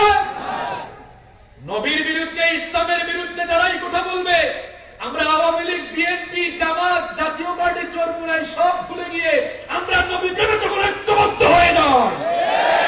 এটি হচ্ছে বাংলার মুসলমানদের বৈশিষ্ট্য। তো এই লার্স ভিক্স, সে 2007 সালে নবীজির কার্টুন বানিয়েছিল, আপনারা সবাই জানেন। এরপর থেকে তাকে যেন মানুষ আক্রমণ না করে, একটু মানুষের দোষানল থেকে যেন বাঁচা যায়, 2007 সাল থেকে পুলিশি প্রোটেকশন নিয়ে চলাফেরা করতে।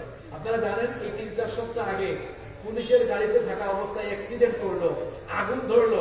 কোন কোন সংবাদ মাধ্যমে দেখেছি আগুন নেভানোর কাজে যখন ফায়ার সার্ভিস এসেছে, আগুন নেভানোর কাজে যখন আসছে, আগুন নাকি আরো বাড়ছে। আল্লাহ পাক ভালো জানেন, হতেও পারে, কারণ আল্লাহর গজব আসতে কেউ আটকাতে পারবে না। দেখেন এই কথা কেন বললাম, আমরা অনেকেই অনেক সময় কিছু ক্ষমতা পাইয়া মুখ দিয়ে যা আসে তাই বলি, হুজুরদের বিরুদ্ধে, ইসলামের বিরুদ্ধে যা মন চায় তাই বলি। আর মনে করি আমাকে আর কে পায়?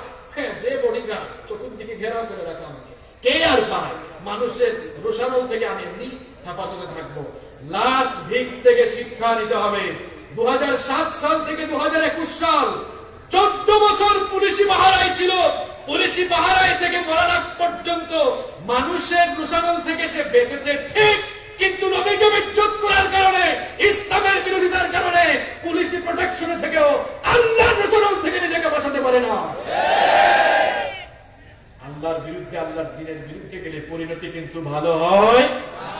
আমরা সবাই আল্লাহর দ্বীনের পক্ষে, ঠিক কি না? আল্লাহ আমাদেরকে কবুল করেন। তাহলে 9 নম্বর কি বললাম? নাম বিকৃত করে ডাকা যাবে না। নাম্বার 10 নম্বর হলো এই জিহ্বা, এই মুখ ব্যবহার করে কাউকে অপবাদ দেওয়া যাবে না।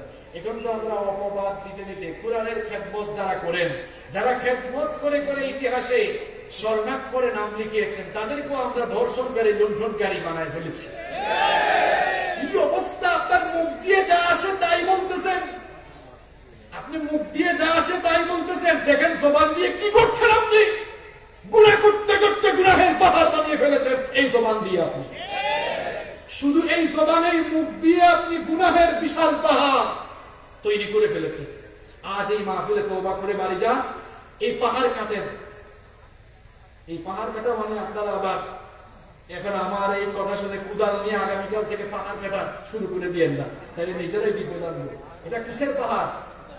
কিসের পাহাড়? গুনাহের পাহাড় আমরা কাটবো। তওবা করে আমরা এই রাস্তা থেকে ফিরে আসবো, জবানের হেফাজত করবো। পারবো তো ইনশাআল্লাহ? কতগুলো কথা বললাম, 10টি পয়েন্ট বললাম। এই 10টি পয়েন্টের আলোকে আমরা আমাদের জবানকে অপব্যবহার করছি। আমাকে কি আর 5-7 মিনিট সময় দিয়ে সহযোগিতা করা যাবে? এখন এতক্ষণ তো কঠিন কঠিন কথা বলেছে, জবানের অপব্যবহার কেমনে করি, এখন জবানটাকে কাজে লাগাবো কেমনে, এটা না বলে যদি আজকে ছুটি দিয়ে দেই, তাহলে তো আপনারা মূল জিনিসটা নিয়ে যেতে পারলেন না। এজন্য একটু সময় যদি আমরা পাই, আমরা বেশিক্ষণ নিব না, আমরা 12টার আগে শেষ করবো। 11:47 হয়ে গেছে, তাহলে 13 মিনিট আছে। 13 মিনিট থাকার ধৈর্য আছে তো আপনাদের? এই 13 মিনিটে কিন্তু আমি খুব সুন্দর সুন্দর কয়েকটা পয়েন্ট বলবো, মনে রাখা যাবে তো ইনশাআল্লাহ? আচ্ছা, আপনারা একটু ব্রেন ফ্রেশ করে নেই, যেন মনে থাকে। একটু জিকির করে নেই, লা ইলাহা ইল্লাল্লাহ, জোরে লা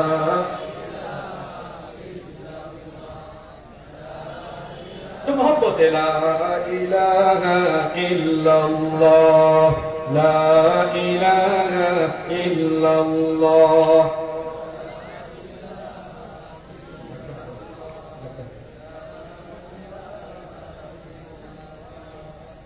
لا إله إلا الله، لا إله إلا الله।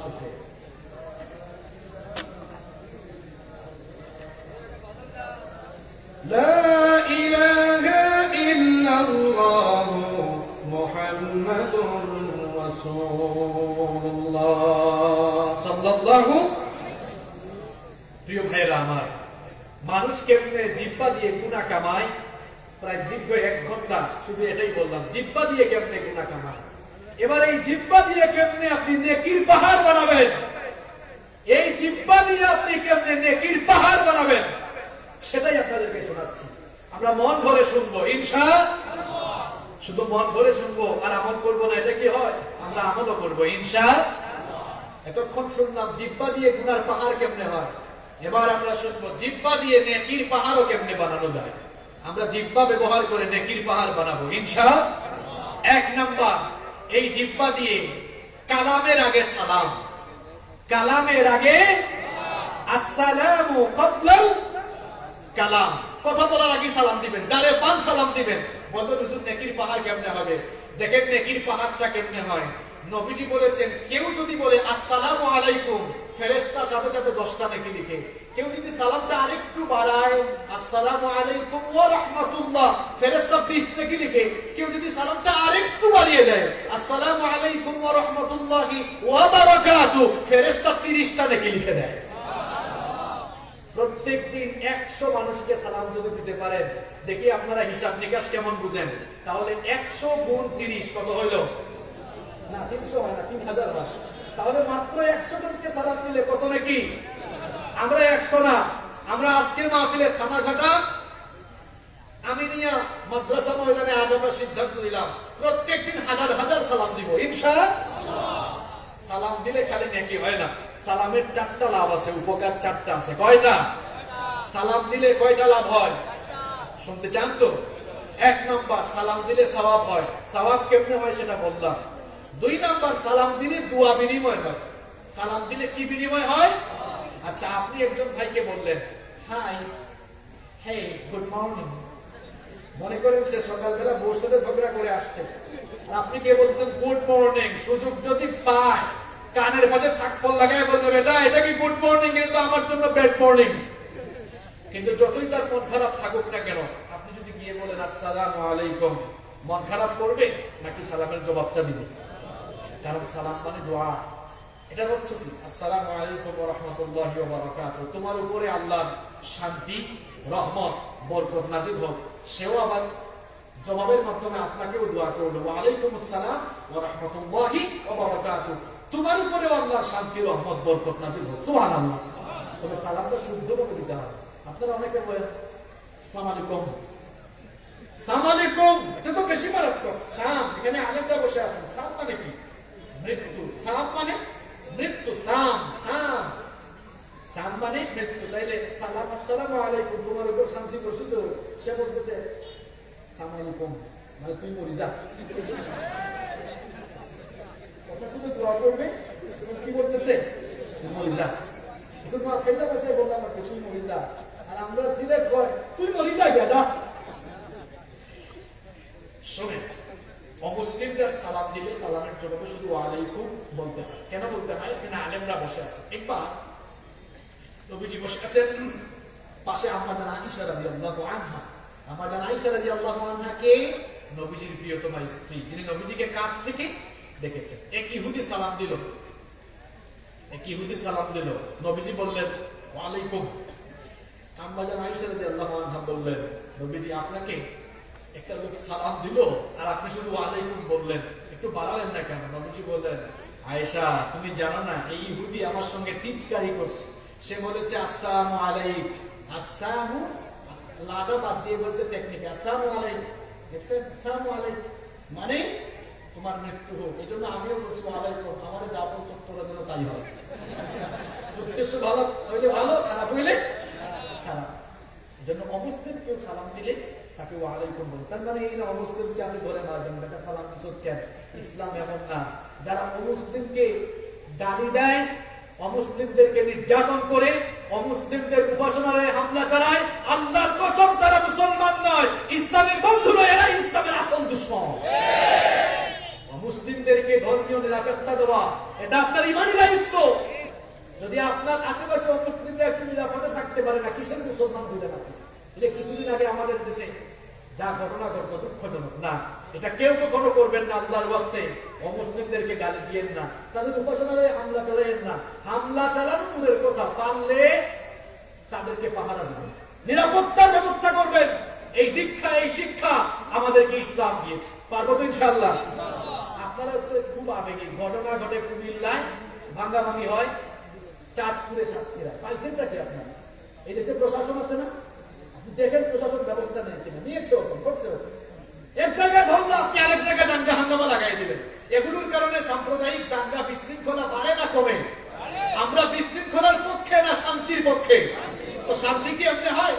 যে ইমানি জজবা আপনি দেখান, বাপরে বাপ। এটা ঘটনা ঘটেছে, এই দেশের সরকার প্রশাসন আছে না নাই? সহযোগিতা করে। আমরা বিশৃঙ্খলার পক্ষে নই, শান্তির পক্ষে। আল্লাহ আমাদেরকে বুঝার তৌফিক দান করেন। তাহলে সালামের উপকার কয়টা জানি বলছিলাম? 1 নাম্বার, সালাম দিলে কি হয়? সওয়াব হয়। 2 নম্বর সালামের মাধ্যমে দোয়া বিনিময় হয়। 3 নম্বর সালাম দিলেই বরকত হয়। সালাম দিলে কি হয়? বরকত হয়। কারণ সালামে বরকত একটি শব্দ আছে না নাই? আসসালামু আলাইকুম ওয়া রাহমাতুল্লাহি। আপনি দোয়া করেন বরকত নাযিল হোক। আর আনাস রাদিয়াল্লাহু আনহুকে নবীজি একদিন বলেন, আনাস তুমি যখন ঘরে ঢুকবে তখন সালাম দিবে, কারণ এই সালাম তোমার আর তোমার ঘরের মানুষের জন্য বরকত নাযিল হওয়ার কারণ হয়ে যাবে। সুবহানাল্লাহ। তাহলে সালামের 3 নম্বর উপকার, সালাম দিলে কি হবে? বরকত নাযিল হবে। নাম্বার 4 4 এবং সর্বশেষ হচ্ছে এই সালামের 4 নম্বর উপকার হলো সালাম যে ব্যক্তি দিবে তার এবং যে ব্যক্তি তার ঘরের মানুষকেও সালাম দিবে, ওই ঘরের সব মানুষদের জিম্মাদার হয়ে যান কে? সুবহানাল্লাহ। এত নাকি? তাহলে সালাম বেশি বেশি দিবেন না সালাম নিবেন? আপনারা তো দেন না, দাঁড়ায় থাকে, কারণ আমি দিব কেন? আমি সমাজের বিশিষ্ট মানুষ। মুরব্বী দেখো না, গাড়ি যদি সাদা হয়ে গেছে, এক মুরব্বী চৌরাস্তায় দাঁড়িয়ে আছে, কিছু যুবক যাচ্ছে হেঁটে, সালাম দেয় না। এই কে বাবা এদিকে? তোর বাপের নাম কি? সালাম দিলি না কেন? বেটা আদব কায়দা শিখোস না। চাচা আপনি সালাম দিলে কি হইতো? আপনি যদি সালামটা এই যুবকদেরকে দিতেন, এমন লজ্জা পাইতো, আপনাকে পরের দিন দেখলে 2 কিলোমিটার দূরে দেখলে হেরেডি থাকতো, বাপরে চাচা কিন্তু সাংঘাতিক, পাইলেই সালাম দেয়, আমি আজকে আগে দিব। ঠিক কিনা? তাহলে তাকে না ধমকাইয়া যদি নিজেই সালাম দিতেন, একদিকে তারে সালাম দেওয়ার কারণে আপনি বেশি সওয়াব পেতেন, অন্যদিকে সে আপনার কাছ থেকে সালামের ট্রেনিংটা পেয়ে যেত। ঠিক কিনা? তাহলে আমরা সালাম দিতে পারবো তো? আমরা এখন কথা বলছি আলোচনার শেষ দিকে। প্রথম দিকে কথা বলেছি জিহ্বা দিয়ে কেমনে মানুষ গুনার পাহাড় তৈরি করে, এখন কথা বলছি এই জিহ্বা দিয়ে কেমনে নেকির পাহাড় বানানো যায়। 1 নম্বর কালামের আগে 2 নম্বর কথা বলার সময় সতর্ক থাকবো, কারণ রব্বুল আলামিন বলেছেন মা ইয়ালফিযু মিন কওলিন ইল্লা লাদাইহি রাকীবুন আতীদ। মানুষ এমন কোনো কথা বলে না যা রেকর্ড হয় না। আমি শুরু থেকে এখন পর্যন্ত যত বক্তব্য দিচ্ছি এই ক্যামেরা দিয়ে রেকর্ড হয়েছে নাকি হয় নাই? এই ক্যামেরা যারা বানিয়েছে সে কি তার নিজের জ্ঞান দিয়ে বানিয়েছে না আল্লাহর দেওয়া জ্ঞান দিয়ে বানিয়েছে? আল্লাহর দেওয়া জ্ঞান দিয়ে মানুষ ক্যামেরা আবিষ্কার করে যদি মানুষের কথা ভিডিও অডিও ধারণ করে রাখতে পারে, এই মানুষকে যিনি জ্ঞান দিয়েছেন তিনি বুঝি আমার আপনার কথা রেকর্ড করে রাখতে পারবেন না? ওই রব বলছেন তোমাদের সব কথা রেকর্ড হয়। সুতরাং এই জিহ্বাকে সংযত করবো আমরা, অসংলগ্ন কথা বলবো না, অসংযত হয়ে যাব না, সতর্ক হয়ে কথা বলবো ইনশাআল্লাহ। এরপরে আসেন আমরা এই জিহ্বা দিয়ে কেমনে নেকির পাহাড় তৈরি করবো। নাম্বার 3 নম্বর হচ্ছে উত্তম কথা বলবো, ভালো কথা বলবো। আল্লাহ তাআলা কোরআনে বলেছেন কুলু লিন্নাসি হুসনা, সুন্দর ভাষায় কথা বলবো, একটু হাসি মুখে কথা বলেন। কিছু মানুষের সাথে দেখবেন মুখটাকে পেশার মতো বানায় রাখে, আছে হাসি নাই, এমন অবস্থা কেন? আপনার মুখে হাসি হাসি নাই? নবীজি বলেছেন হাসি মুখে কথা বলাও একটি সাদকা। সুবহানাল্লাহ। হাসি মুখে সুন্দর ভাষায় মানুষের সাথে আমরা কথা বলবো ইনশাআল্লাহ। এরপরে আসেন নাম্বার 4 নম্বর হচ্ছে আমরা আমাদের এই জিহ্বাকে অনর্থক কথা থেকে বিরত রাখবো, কারণ মুমিনের স্বভাব হলো ওয়াল্লাযীনা হুম আনিল লাগবি মুআরিদুন। আল্লাহ তাআলা বলেছেন মুমিন তো তারা, those who avoid vain talk, যারা অনর্থক কথা থেকে নিজেদেরকে হেফাজতে রাখে। তাহলে আমরা এই জিহ্বা দিয়ে অনর্থক কথা বলবো না ইনশাআল্লাহ। কাজের কথা বলবো, দরকারি কথা বলবো। এখন তো আমরা আপনাদের এলাকায় টং এর দোকান আছে, আপনাদের এলাকায় মনে হয় অন্য কিছু বলে না, এই যে গ্রামে গঞ্জে চায়ের কিছু দোকান ছোট ছোট থাকে না, চায়ের স্টল বলেন আপনারা। এখন বাংলাদেশের 2nd পার্লামেন্ট হলো ওই চায়ের দোকানগুলো। দোকানে যে চা বিক্রেতা সেই স্পিকারের ভূমিকায় থাকে, সবাইকে চা দেয়, আর যারা খুব চা খায় এরা সবাই সাংসদের ভূমিকায় অবতীর্ণ হয়। সবাই তখন আশপাশে কি হয়, যত হাবিজাবি অনর্থক কথা সব সেখানে বলে, আছে না নাই? এটা মুমিনের স্বভাব, এগুলো থেকে আমরা বিরত থাকবো ইনশাআল্লাহ। নাম্বার 5 নম্বর হচ্ছে গাধার মতো কথা বলবো না, গাধার স্বরে কথা বলবো না, নম্র হয়ে কথা বলবো। লুকমান আলাইহিস সালাম, লুকমান হাকিম, তিনি তার ছেলেকে কিছু সুন্দর উপদেশ দিয়েছিলেন। তার মধ্যে এই উপদেশটাও দিয়েছিলেন যে বাবারে নম্র ভাষায় সুন্দর ভাষায় কথা বলবে। তার এই উপদেশ আল্লাহর কাছে এত ভালো লেগেছে, সূরা লুকমানে আল্লাহ এটা ঢুকিয়ে দিয়েছেন। তিনি বলেছিলেন ওয়াকসিদ ফি মাশইকা ওয়াগদুদ মিন সাওতিক ইন্না আনকারাল আসওয়াতি লাসাউতুল হামিদ। চলার সময় মধ্যম পন্থা অবলম্বন করো, দম্ভ ভরে হেঁটো না, বিচরণ করো না, দম্ভ ভরে বিচরণ করো না, আর গলার আওয়াজ নিচু করো, কর্কশ ভাষায় কথা বলো। নাম্বার 6, 6 নাম্বার হচ্ছে হিকমতের সাথে বুদ্ধিমত্তা খাটিয়ে কথা বলা, ব্যক্তিত্ব মেইনটেইন করে কথা বলা। নাম্বার 7, 7 নাম্বার এই জবান দিয়ে দাওয়াতি কাজ করা, যে যতটুকু পারেন দাওয়াতি কাজ করবেন, কারণ কথার মধ্যে সবচেয়ে দামি কথা হলো দাওয়াতি কথা, আল্লাহর দিকে মানুষকে ডাকা। বলেছেন কে? আল্লাহ তাআলা বলেছেন ওয়ামান আহসানু কওলাম মিম্মান দাআ ইলাল্লাহি ওয়া আমিলা সালিহান ওয়া ক্বালা ইন্নানি মিনাল মুসলিমিন। তার কথার চাইতে আর কার কথা উত্তম ভালো হতে পারে যে তার কথা দিয়ে মানুষকে আল্লাহর দিকে ডাকে। সুবহানাল্লাহ। আরে এই জবান দিয়ে মানুষকে কার দিকে ডাকবো? আল্লাহ আর তার রাসূলের দিকে ডাকবো। আল্লাহ তৌফিক দান করেন। নাম্বার 8, 8 নাম্বার হচ্ছে এই জবান দিয়ে খালি মানুষের সাথে তর্ক করবো না। অনেকেই বলে আসো বহস করবো, বহসের সমাধান হয়? তর্ক বিতর্কে সমাধান বাড়ে না সমাধান কমে? আমি আজ পর্যন্ত দেখি নাই তর্ক করে কোনো বিষয়ের সমাধান হইতে। আমি দেখেছি সংলাপের মাধ্যমে সমাধান হতে। আমি তর্ক করে কোনো সমাধান কোথাও হতে দেখি নাই। আমি দেখেছি দুইজন বসে শ্রদ্ধাবোধের সাথে কথা বলে সমাধান। এজন্য আল্লাহ কোরআনে বলেছেন তর্ক করো না, মূর্খদের সাথে তর্ক করো না, এদেরকে সালাম দিয়ে কেটে পড়ো, এদের সাথে কথা বলে খামাখা তুমি তোমার সময় নষ্ট করো না। এটা রহমানের বান্দার বৈশিষ্ট্য নয়, বরং রহমানের বান্দার বৈশিষ্ট্য হলো ওয়া ইবাদুর রাহমানিল্লাযীনা ইয়ামশুনা আলাল আরদি হাওনা ওয়া ইযা খাতাবাহুমুল জাহিলুনা ক্বালু সালামা। রহমানের বান্দার স্বভাবটা কেমন শুনে? রহমানের বান্দার স্বভাব হলো ওয়াইদা খাতাবাহুমুল জাহিলুন, জাহেল মূর্খ অজ্ঞদের সামনে পড়লে ক্বালু সালামা, সালাম দিয়ে বলে ভাই তোমার তর্ক তুমি করো, আমার এত সময় কেটে পড়ে। এরপরে নাম্বার 9, আমরা জিহ্বাকে কেমনে কাজে লাগাবো, জিহ্বা দিয়ে নেকির পাহাড় কেমনে আমরা করবো। নাম্বার 9 নাম্বার হচ্ছে, এটা আমার মা বোনদেরকে নিয়ে বলতে চাই। মা বোনরাও তো শুনতেছে তাই না? ইউটিউবেও তারা শুনবে। মা বোনদের উদ্দেশ্যে তো কথা বলা দরকার। এতক্ষণ তো খালি আপনাদের উদ্দেশ্যে বলছে তা না, এগুলো মা বোনরা করবে, মা বোনরাও গিবত চুগলখড়ি করবে না। কিন্তু এই পয়েন্টটা শুধু আমার মায়েদের জন্য, আমার বোনদের জন্য। আমার মা বোনদের জন্য আল্লাহ এটা আলাদা স্পেশাল একটা আয়াত নাযিল করেছে। এই মুখ দিয়ে মায়েরা বোনেরা যেন পরপুরুষের সাথে কোমল ভাষায় নরম ভাষায় কথা না বলে অর্ডারটা দিয়েছেন কে? দিয়েছেন কে? অনেকে আছে নিজের জামাইয়ের সাথে সুন্দর করে কথা বলেন। ঘরে কাজ করছে হাজবেন্ড, অফিসে গিয়েছে, ব্যবসায় গিয়েছে, ফোন দিয়েছে, দিয়ে বলছে বউ কি করো? ফোন তো বলো পেট পাও না, জানো না কি করতেছি, কাজ করতেছি। জামাইয়ের সাথে একটা কথা বলে, পাশের বাড়ির একজন আসছে, ভাবি বাসায় আছেন? হ্যাঁ ভাই বাসায় আছি, আসো না। কে এরকম আছে কিনা? ভাবিদের দোষ দেওয়া লাভ নেই, আপনারাও তেমনটা করেন। এক ভাই কাপড়ের দোকান, সাতক্ষীরায় মার্কেটের দোকান আছে আর কি। হঠাৎ করে কিছু আপুরা আসছে কাপড় চোপড় কিনবে, আপু আসেন আসেন বসেন। এই সময় হঠাৎ করে বউ ফোন দিছে, জামাইকে ফোন দিছে, সুন্দর করে বলতেছে কি করছো তুমি?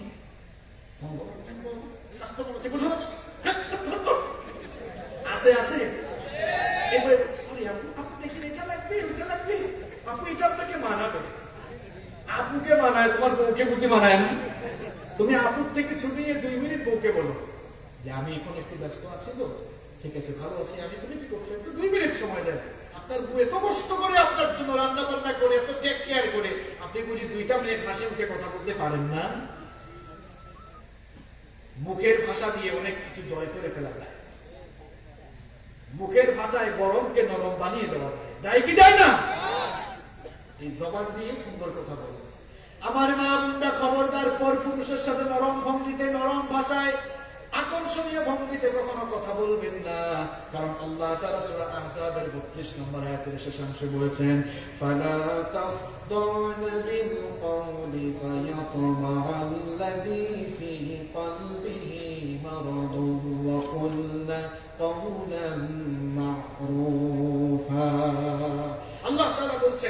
পরপুরুষের সাথে কোমল ভঙ্গিতে কথা বলো না, কারণ যাদের অন্তরে রোগ আছে সে প্রলুব্ধ হতে পারে, ফিতনায় জড়িয়ে যেতে পারে। এই জন্য পরপুরুষের সাথে কোমল ভাষায় কথা বলা যাবে। ভাইরা যারা আছেন, ওয়াইফকে নিজের বিবিকে বলবেন যে পরিচিত ছাড়া অপরিচিত কেউ ফোন দিলে নন মাহরাম ভাবে ফোনটা রিসিভ করো না, কারণ কথার আরেক নাম লতা। কথার আরেক নাম কি লতা বলে বুঝুন, লতি খায় না মানুষ, এটাকে লতা বলেন। তো কথার নাম লতা।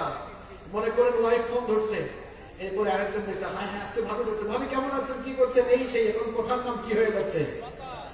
খবরদার আমার বোনেরা, কখনো হাজবেন্ডের ফোন রিসিভ করবেন না, হাজবেন্ডের ফোন রিসিভ করবেন না। তবে হাজবেন্ডকে দেখে দেখে রাখেন, কেয়ার করেন, এটা আপনি করতে পারেন, এটা আপনার অধিকার। কিন্তু পরপুরুষের সাথে আকর্ষণীয় ভঙ্গিতে কথা বলবেন না। আল্লাহ আমাদেরকে তৌফিক দান করেন। তাহলে এই কয়টা পয়েন্ট বললাম? 9টা। আর বাদ বাকি 10টি পয়েন্ট আমি শুরুতে বলেছিলাম যেগুলোর কারণে অপব্যবহার হয়, এগুলোকে উল্টাই দিতে হবে। 10 নম্বর, মিথ্যা বলা যাবে না, জিহ্বা দিয়ে সবসময় সত্য কথা বলতে হবে। 11 নম্বর, গালিগালাজ করা যাবে না। 12 নম্বর, গীবত করা যাবে না। 13 নম্বর, দ্বিমুখী কথা বলা যাবে না। 14 নম্বর, চুগলখোর হওয়া যাবে না। 15 নম্বর, জিহ্বা দিয়ে মানুষকে কষ্টদায়ক কথা বলা যাবে না। 16 নম্বর, যাচাই বাছাই না করে কথা বলা যাবে না। 17 নম্বর, ঠাট্টা উপহাস করা যাবে না। 18 নম্বর, মানুষকে বিকৃত নামে ডাকা যাবে না। 19 নম্বর, এই জিহ্বা দিয়ে কাউকে অপবাদ দেওয়া যাবে। এই আমলগুলো করতে পারবো তো আমরা ইনশাআল্লাহ? করতে পারলে আমি যে এত কষ্ট করে এসেছি, প্রায় 12-13 ঘন্টা সফর করে, আমি এত কষ্ট করে বললাম, বলাটাও সফল। আপনারাও যদি মানতে পারেন তখন এটা সফল এবং সার্থক হবে ইনশাআল্লাহ। আল্লাহ তাআলা যতগুলো কথা আমি বলেছি, যদি মনের অজান্তে কোনো ভুল কথা বলি, আল্লাহ তোমার বান্দাদের অন্তর থেকে সেগুলো মুছে দিও। আর যতগুলো কথা আমি হক সত্য বলেছি কোরআন হাদিস থেকে, প্রথমে আমাকে আর যারা শুনেছেন সবাইকে তুমি আমল করার তৌফিক দান করে দিও। আমি আর কথা বাড়াবো না। আল্লাহর ওয়াস্তে আপনারা কেউ উঠবেন না, রিকোয়েস্ট করছি। গভীর রাত, দোয়া কবুলের সময়, আর কোনোদিন হয়তো আমরা দোয়া করার সুযোগ নাও পাইতে পারি, হয়তো আগামীকাল সকাল আমাদের কবরে গিয়েও কাটাইতে হতে পারে। আসুন, গুনাহ করেছি, গুনাহের জন্য মাফ চাই। কেউ উঠবেন না। মুনাজাতের আগে কমিটির বক্তব্য থাকলে আমরা শুনবো, এরপরে মুনাজাতে যাবো ইনশাআল্লাহ।